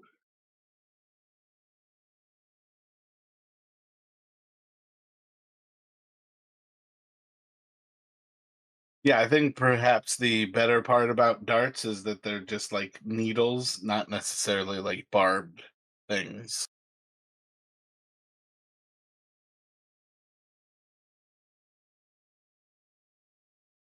Is there anything we could do for Bill? I mean,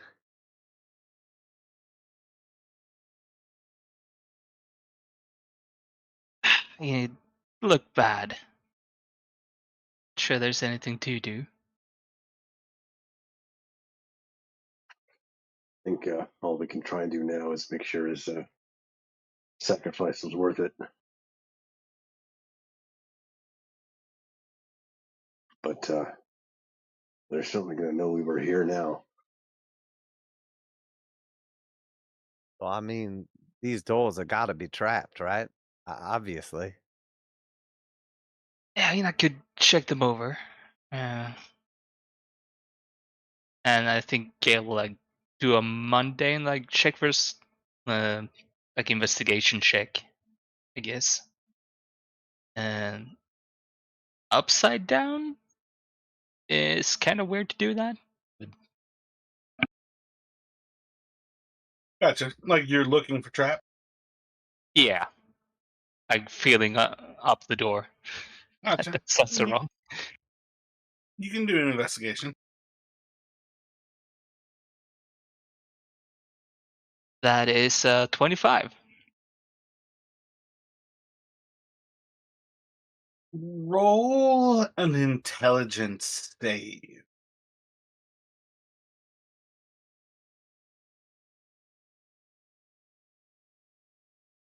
Okay, that's a nat 1 for a 9 total. Got my inspiration back. All right, you guys see as Gale is kind of like feeling along like the cracks of the iron in this door, there's a point where there's like an instantaneous glow of red that turns to orange, and then there's an explosion of light, and Gale is going to take 30 points of fire damage as apparently he trips a ward on the door.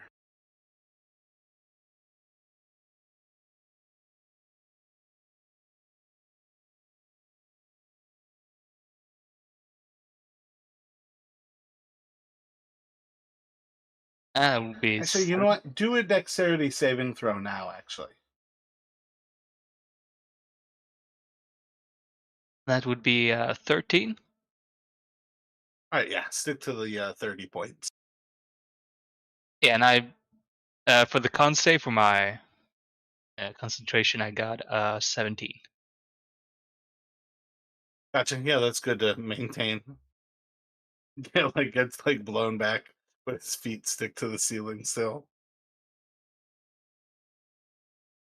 And is this like explosion, like loud?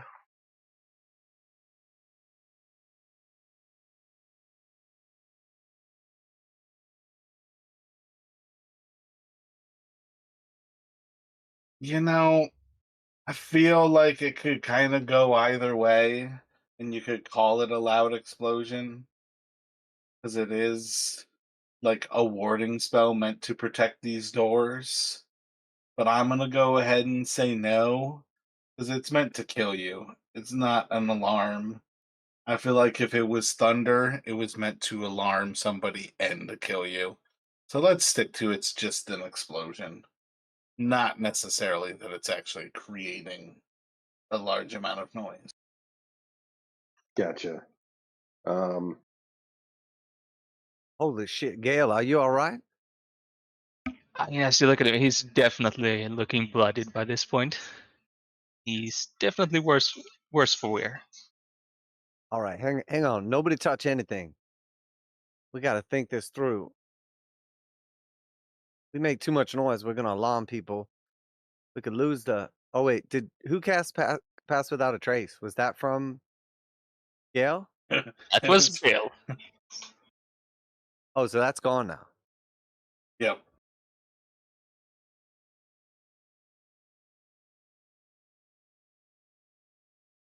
All right, hang yeah, on. Let me heal you, Gale, and then maybe I should inspire you guys. I mean, it'd be better, I think, right now if we're gonna try to get through this wall, this door, this trap, whatever. If just everybody's got the best chance in case shit hits the fan. You know what I mean? Somebody's got to get out of here alive or save each other, whatever. So,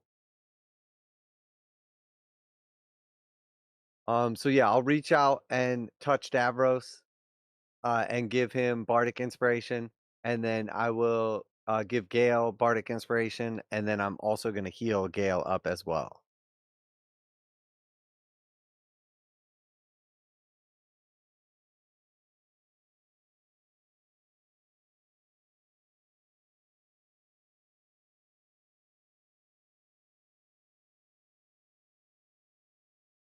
I think Davros will, seeing that Gale touching the door wasn't didn't work out so well. He's going to try to like just do a visual inspection, focusing on like the I don't know if there's handles or however it opens, trying to look for any additional potential traps. And Gale, you'll get healed for 14. There's a rather traditional like key lock to the actual door.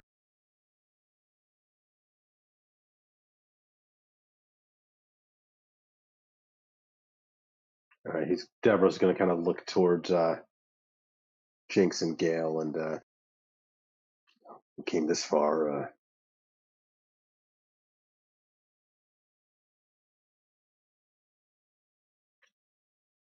Don't know what to say except brace yourselves. Actually, I might try something before we touch that again. And Gale is gonna move down from the ceiling and get down on the floor next to Davros. So you might need to see if there's another dart. No dart flies out at you. Good, because I'm gonna use Detect Magic. And gonna use my, because don't want to spend the ritual, so I'm gonna use my ability to do a ritual without doing it as a ritual. It's basically casting time. There doesn't seem to be any other magical locks on this door. And like I don't sense any more magic like from traps or something like that. The sconces would give off illusionary magic. Um, does Bill have any magical items on him? No, Bill, I don't believe he had any magic items on him. No. I think we could say the traps are all.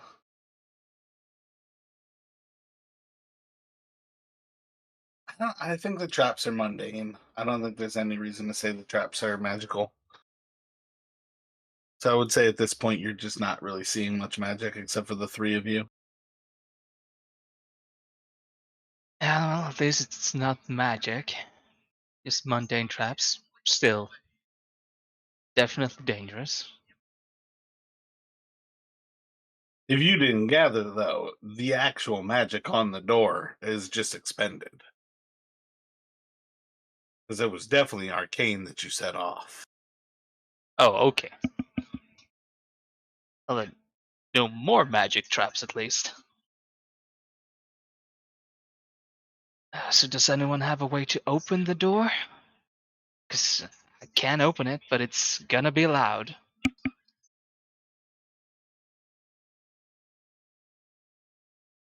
I mean, if the magic's gone, we could try picking it first.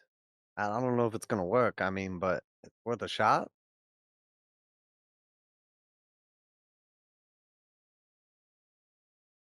Yeah, so Davros is going to. He figures it'll probably be locked, but he'll try to open it.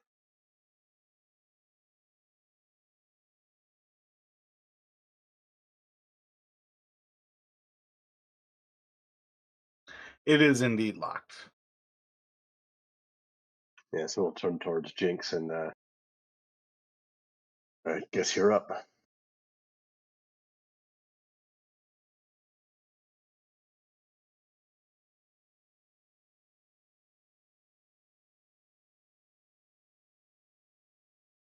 Okay, so I guess I will try to pick the lock. I bet you can roll a dexterity sleight of hand whenever.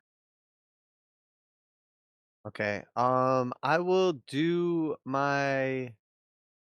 Damn, should I do inspiration? I'm gonna wait actually.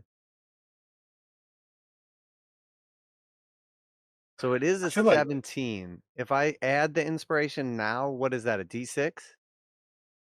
I think you have a D8 still to modify it for yourself. Is your For lore like card? for the regular inspiration, not for bardic. Oh, yeah. The normal inspire is a D6. Okay, so it's a 26 total to pick the lock.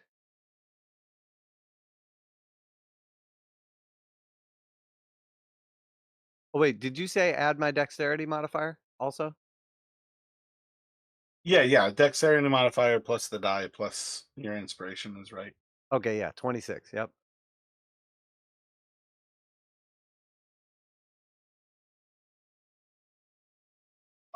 So this is probably pretty easily the most difficult lock that you've ever put picks inside of. You pretty quickly feel that there's 5 or 6 tumblers inside.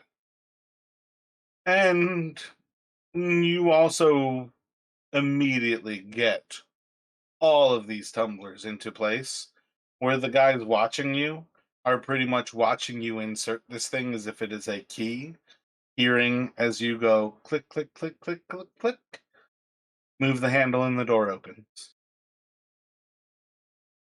But you know better.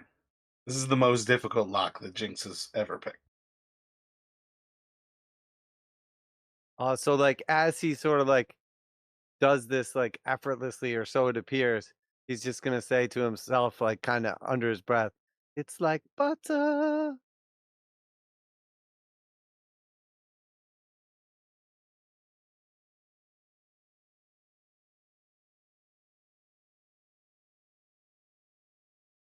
So you see before you a small room with a set of double doors on the other side.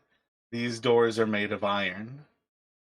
And it seems pretty much exactly like the room that you just like the doors that you just picked.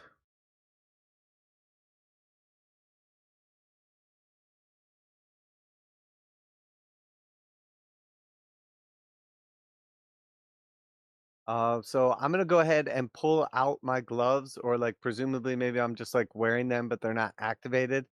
And I'm going to activate my gloves, hopefully, and try to stay off the floors like Gail is doing.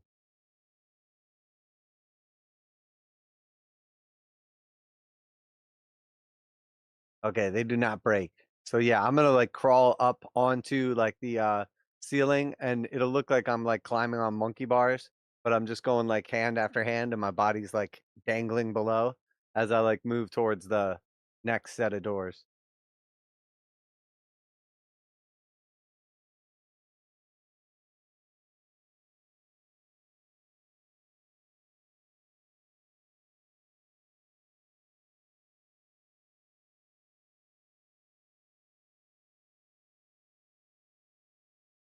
Is anybody following Jinx into this room by any other mundane way?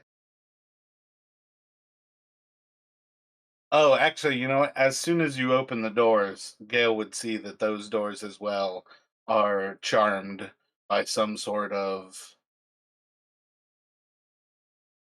Damn, I can't think of the kind of magic it is. I think it's still. Evocation I think it's still evocation. That like wards are made from.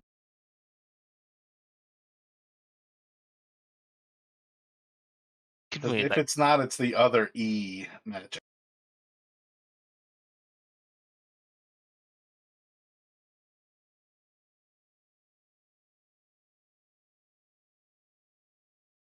enhancement, enchantment?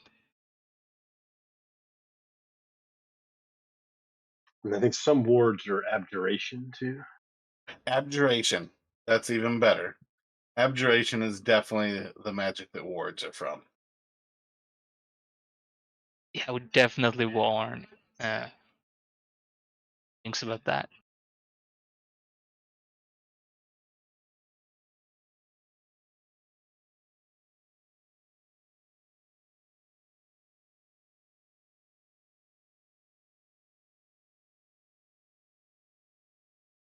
So I'll sort of like look back over my shoulder and thank Gail for the heads up. And I guess I'll just say, well, I mean, is there any way around it, or one of us just gotta take it? I mean, I can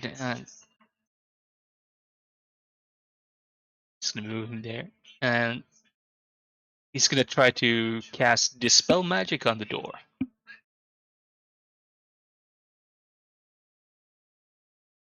and that's gonna be a 3rd level spell.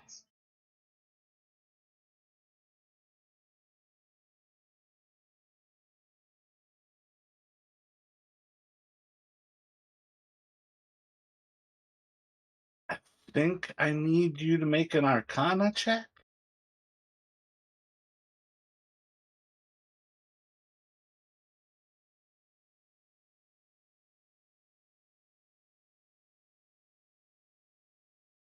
That would be 23.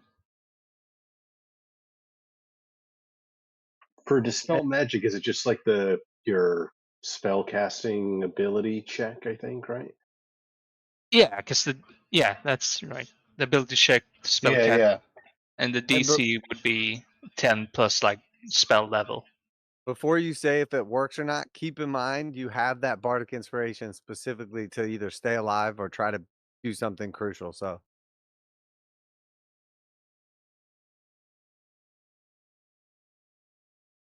And if it's my spell modifier for an ability check, it would be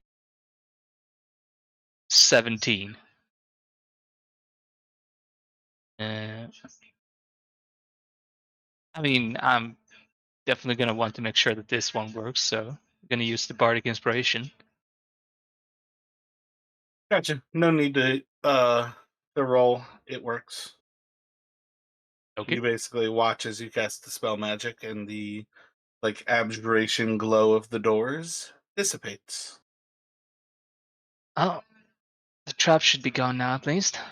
Oh, the magic trap. I can't really say if there's anything else.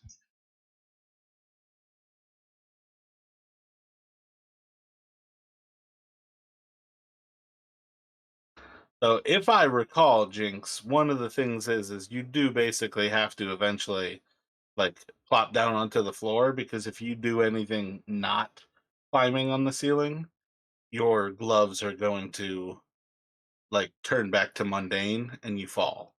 Correct? yep, that's exactly right. I can't do anything else while I have this.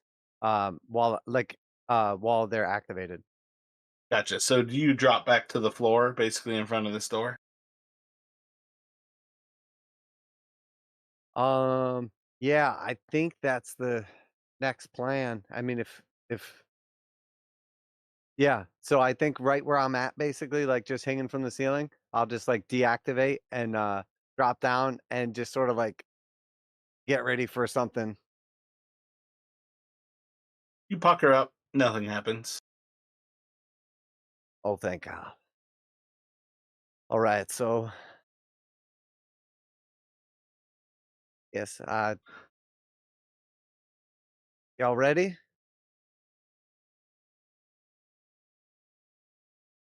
I'm ready. Here goes nothing. And I'll try to open this door. It's locked. Of course, it is stupid to even try it. All right, well, I mean, the last one was like butter, so I'm sure I'll be able to just get this one too. Obviously, I'll try to pick this one as well.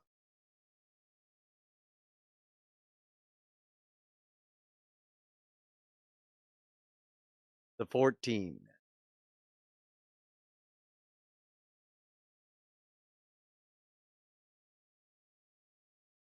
You like rake at the lock, thinking it's going to be just as easy. It is not.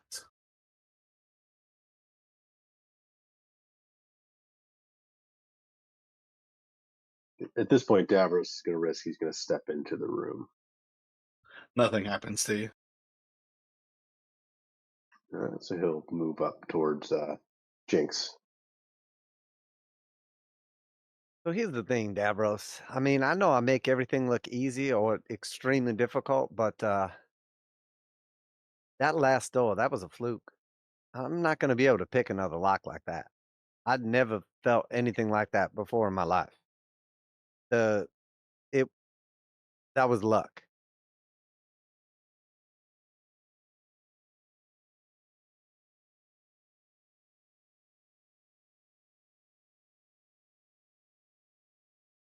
I'll give you inspiration for out and out telling Davros.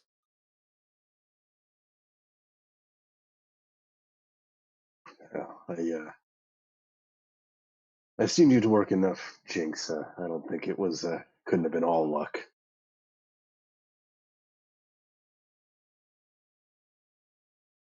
I never But felt anything like that lock in my life, and this one feels just as bad. I don't think I got a crowbar.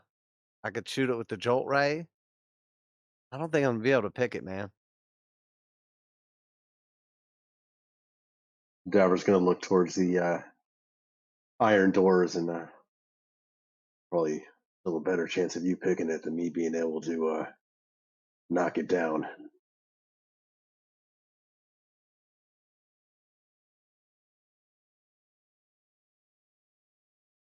Well, maybe it's just my lucky day. Um, so yeah, like whenever I have the opportunity again, I'll try it a second time. And you want to use your inspiration? Do you want advantage, or do you want to save it for a potential D6? So I think the only way I will be able to get this is with a natural roll and then the addition of my inspiration. So I'm gonna save it in case I actually roll high and then add it.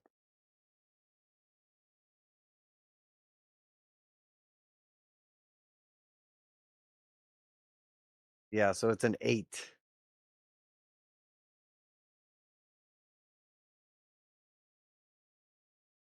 Let me have you roll a D12.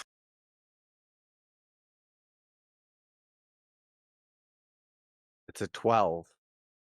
Excellent. Nothing happens.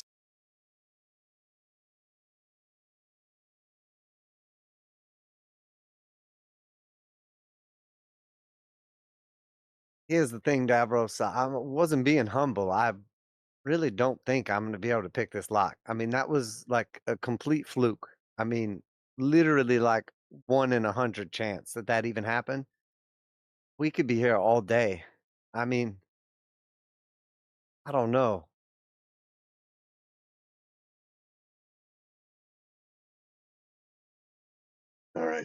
All right, Jinx. Davros going to move up towards the door. Um, is there any sort of um, like seam or anything that Davros could even potentially try to use the crowbar to like pry open one of the doors?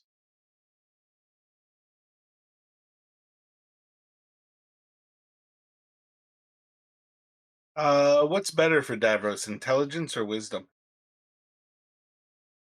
Wisdom. Do a wisdom with proficiency. All right.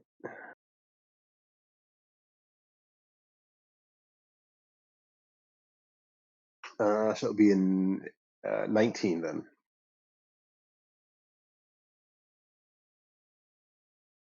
So these are some of the best doors that you've seen, kind of fashioned out of iron.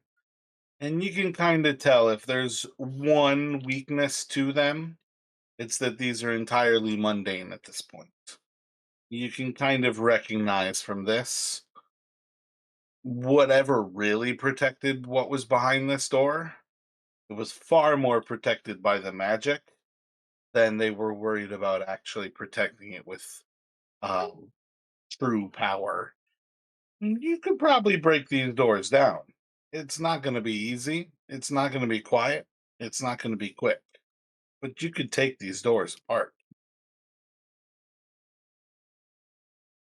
Yeah. So Davros will share that with Jinx and Gale. Gale, you said you might have a way in, but loud. Yeah, I have a spell that can open a locked door, but it's definitely gonna be heard by everyone, even remotely close.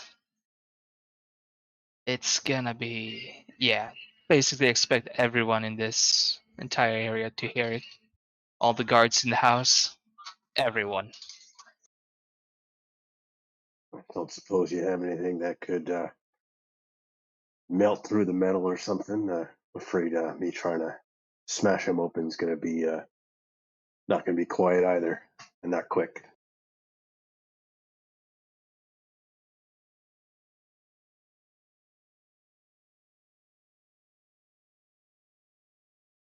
I mean, I could make something. Just how would you rule if I made? Because I can change the damage type of my spells. So if I did like a lightning bolt, but like instead of lightning damage, change it to fire to try and melt the door, basically. Or I was thinking like acid too. That's one of the ones you can change it to. Sadly, it's within so I can only the only thing I have to change it to is fire. I think. Oh, okay. Yeah, I feel like it's damage types that you already have access to. Yeah, and I think it's even like have to be like the same spell level. Okay. I was gonna say you need to buy yourself a diamond and get a chromatic orb. Yeah, I mean that works for my first level spells, but Yeah. So yeah, I would say you have a solid chance of what you could do with a fire-based lightning bolt. I mean, you're essentially talking about like a cutoff torch at that point, insofar as how things work. So it's just a question of whether you think it's enough damage to do it, whether you want to do it with multiple lightning bolts if one fails, or if you guys want to tag team it and do multiple things to try to accomplish this.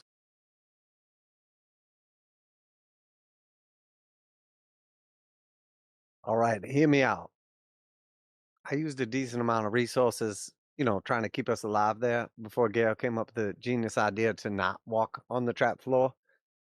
R.I.P. Bill. Um, Give me one more shot. It's not gonna happen. There's very low probability I'm able to pick this lock. I can be humble, but one more try. After that, we can hit it with lightning, fire, whatever. Give that a try. Give me one more minute. All right.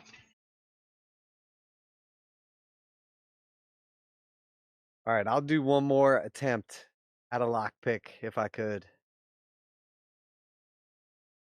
Gotcha. Oh, it's low. It's a 15. Should I? Oh man, I feel like this is like the type of thing where a 15 plus the inspiration probably can't even work, but I'm gonna go all in with the inspiration on it and try.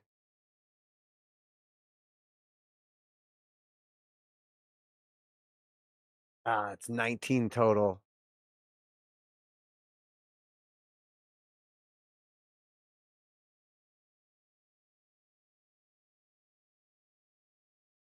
Trying to work your way into the lock, you feel relatively confident that you got like 3 or 4 of the tumblers correctly, but that you're still ways away from completing that.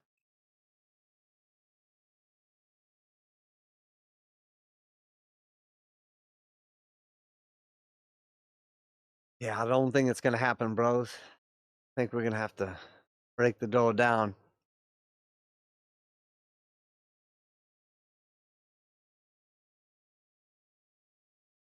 Do you think you have a means of picking at a 25 DC?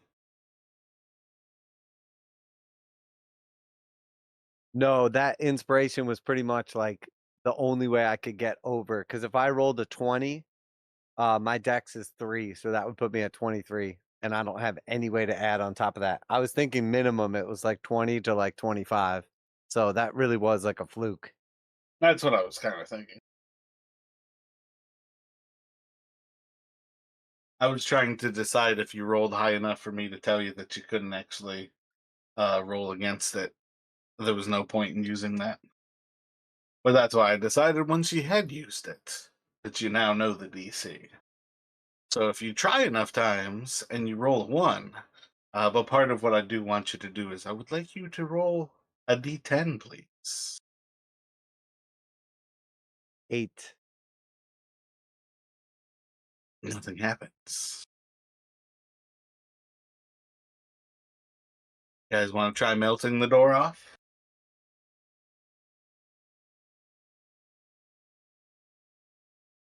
Don't really have much else. I mean, Davros does have. I mean, I don't know if it would make how much quicker it would make it go. He does have a what he thinks or is a potion of hill giant strength. So if he does have to try and break down the door, he would probably plan to drink that. But he's thinking it's still going to be quicker if Gale can try to maybe melt through the lock.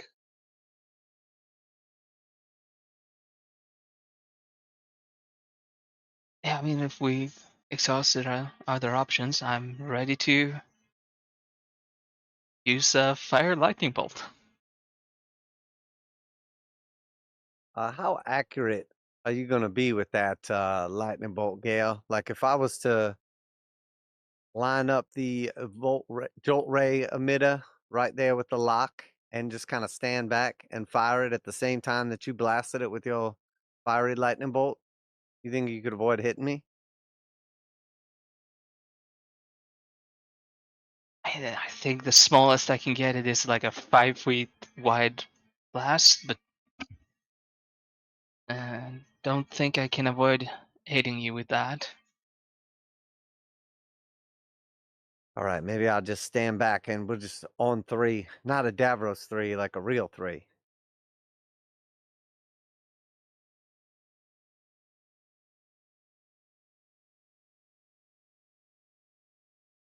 So Jinx will like pucker up and then take a step, expecting to get hit by something.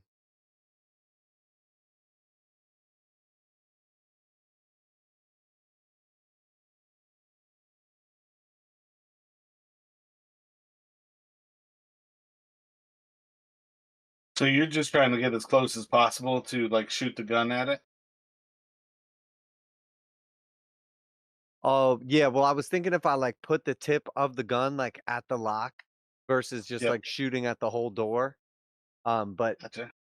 You know what I mean? But I will have to move to like get out of the way of Gale's uh firebolt, lightning bolt.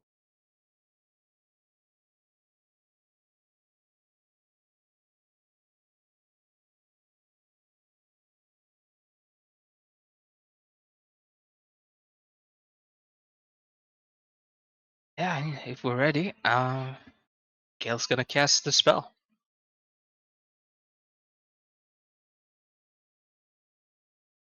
Do you want me to roll damage for it, or? Yes, please. And you can start with a to hit roll, and you can use advantage for your jolt ray emitter.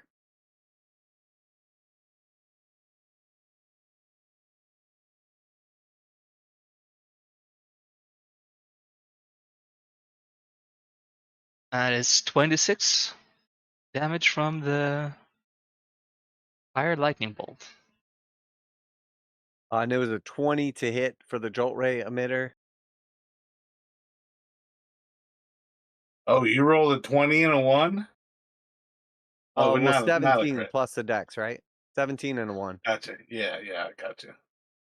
Yeah, so it's a dirty 20 and um you changed it to the correct thing, right? Like where you wrote it in for the damage? Is it 3d6? You gotta look at the war gear. I don't know for sure.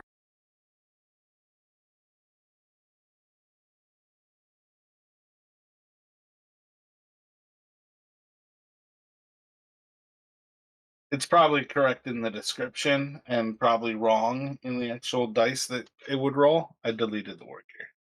So the description is probably correcting your object now.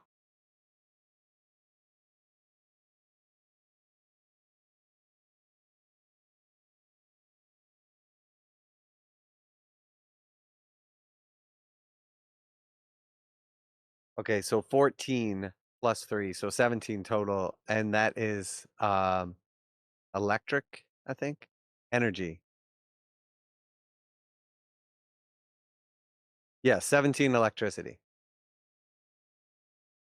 So I think you're kind of looking at like a glowing red hot door right now.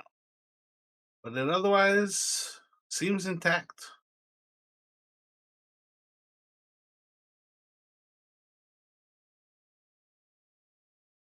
Gale's gonna go, well, I'm gonna go again, and yeah, it's gonna upcast it this time though. It's a 4th level. Before you roll that, Davros, can I have you roll a wisdom with proficiency? Sure. 15. 15. You see as like Gale begins kind of chanting again, and you are more than welcome to stop him. This is overheated metal. You guys have broken this door. You just need to finish it. This is potentially your business to break through, or you could try once again with the Jolt Ray. In the long run, most of the work has been done by basically superheating this door beyond. Like, metal gets overcooked when you overheat it. It's going to be pretty fragile afterwards. Gotcha. Yeah. So Davros will kind of like hold, kind of put a hand on Gale's arm as he's getting ready to like recast, and I think you've done what you need to do. Give me a crack at it. And he's going to draw his great sword and move towards and try to take a swing at the kind of where like the metal, like the metal seems to be hottest. Gotcha. And this is one of the magical greatswords, right? This is Sumer. Syllabor, yeah.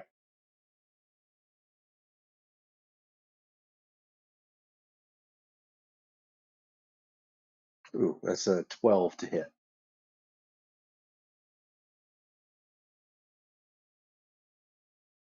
Gotcha. So that hit is going to deflect off of it. It'll leave a little bit of a ringing sound. Can I have all of you please roll a d10?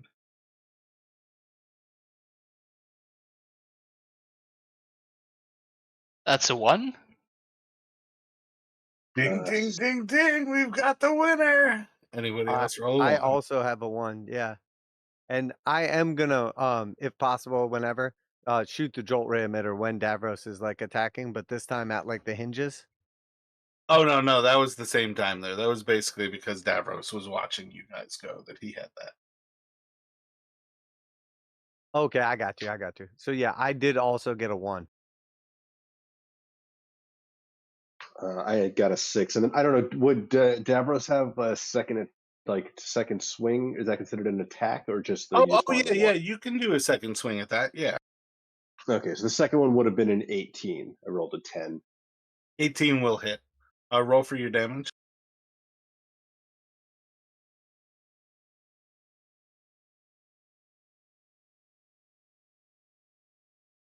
It's going to be a total of 12 damage.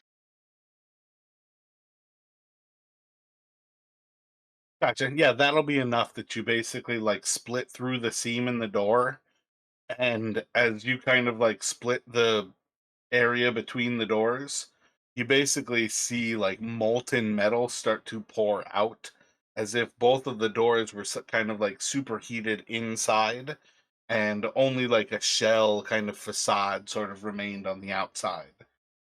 But as you all hear that, we are quite a few, we're a good bit over time here. I think this is where we're paused for next week as you guys hear the pitter patter of wolf feet running down the hall to meet you all. I think that's a good spot to call it. But I said next week, and it's the week after next that we're going to play next. We'll kind of continue from there. Yep, sounds good. Yeah, unfortunately, I won't be back until Sunday night. So It's all good. Like I said, I've been super busy and it's hard to run these. So hopefully in 2 weeks I'll be in a little bit better off situation. Um, but yeah, we can get back to a normal schedule whenever. But yeah, I feel like taking a week off is perfectly fine by me. Yeah, my bad, bros. Between like traveling and Easter and like just getting caught up on everything, I like literally was thinking yesterday, oh yeah, D&D tomorrow. And then I was like, oh yeah, it's Easter. And then today I like mowed the lawn and then just completely spaced everything after that. Like didn't even think about the game. no worries. I mean, you were here for the probably the most important part. So Yeah, yeah. I mean, essentially, like it was plotting and planning and very little else that kind of got them to where they were. Okay, It's definitely word. the theme, though, because that was part of it. Like, I didn't want to do the Valus Moon until all of you were here, but that's one of the importance of the Night of Dissolution. Um, and it just so happened when I actually rolled a check to see, what kind of stuff was happening. I rolled a 96 and I was like, yeah, that's pretty much saying it's time for the Valus Moon. So I Cool, think we're cool. gonna go forward and I'll schedule it right now for next session to be April 14th. And it'll be 3 p.m. So I think we're back to our normal time, like it's normal for everybody. What is that, like 8 p.m. for you, Chris? Is what it was today? Yeah, 9 p.m. 9 p.m. for you. So it's definitely late as shit for you right now. Yeah, it's like 2:49.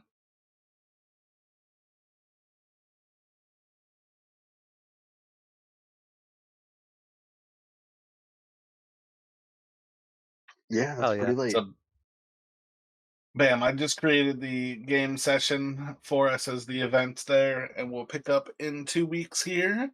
I hope everybody has a good night. Have a happy rest of your Easter. If everything goes well, I'm potentially down to run a Call of Cthulhu just because they can be a little bit simpler and we don't have to worry about like leaving Davros kind of thing. but just to do something on the side that might be viable. So keep an eye out just in case, Chris and Justin. Yeah, Would sorry. Oh no, I was just gonna say, would you be down for that?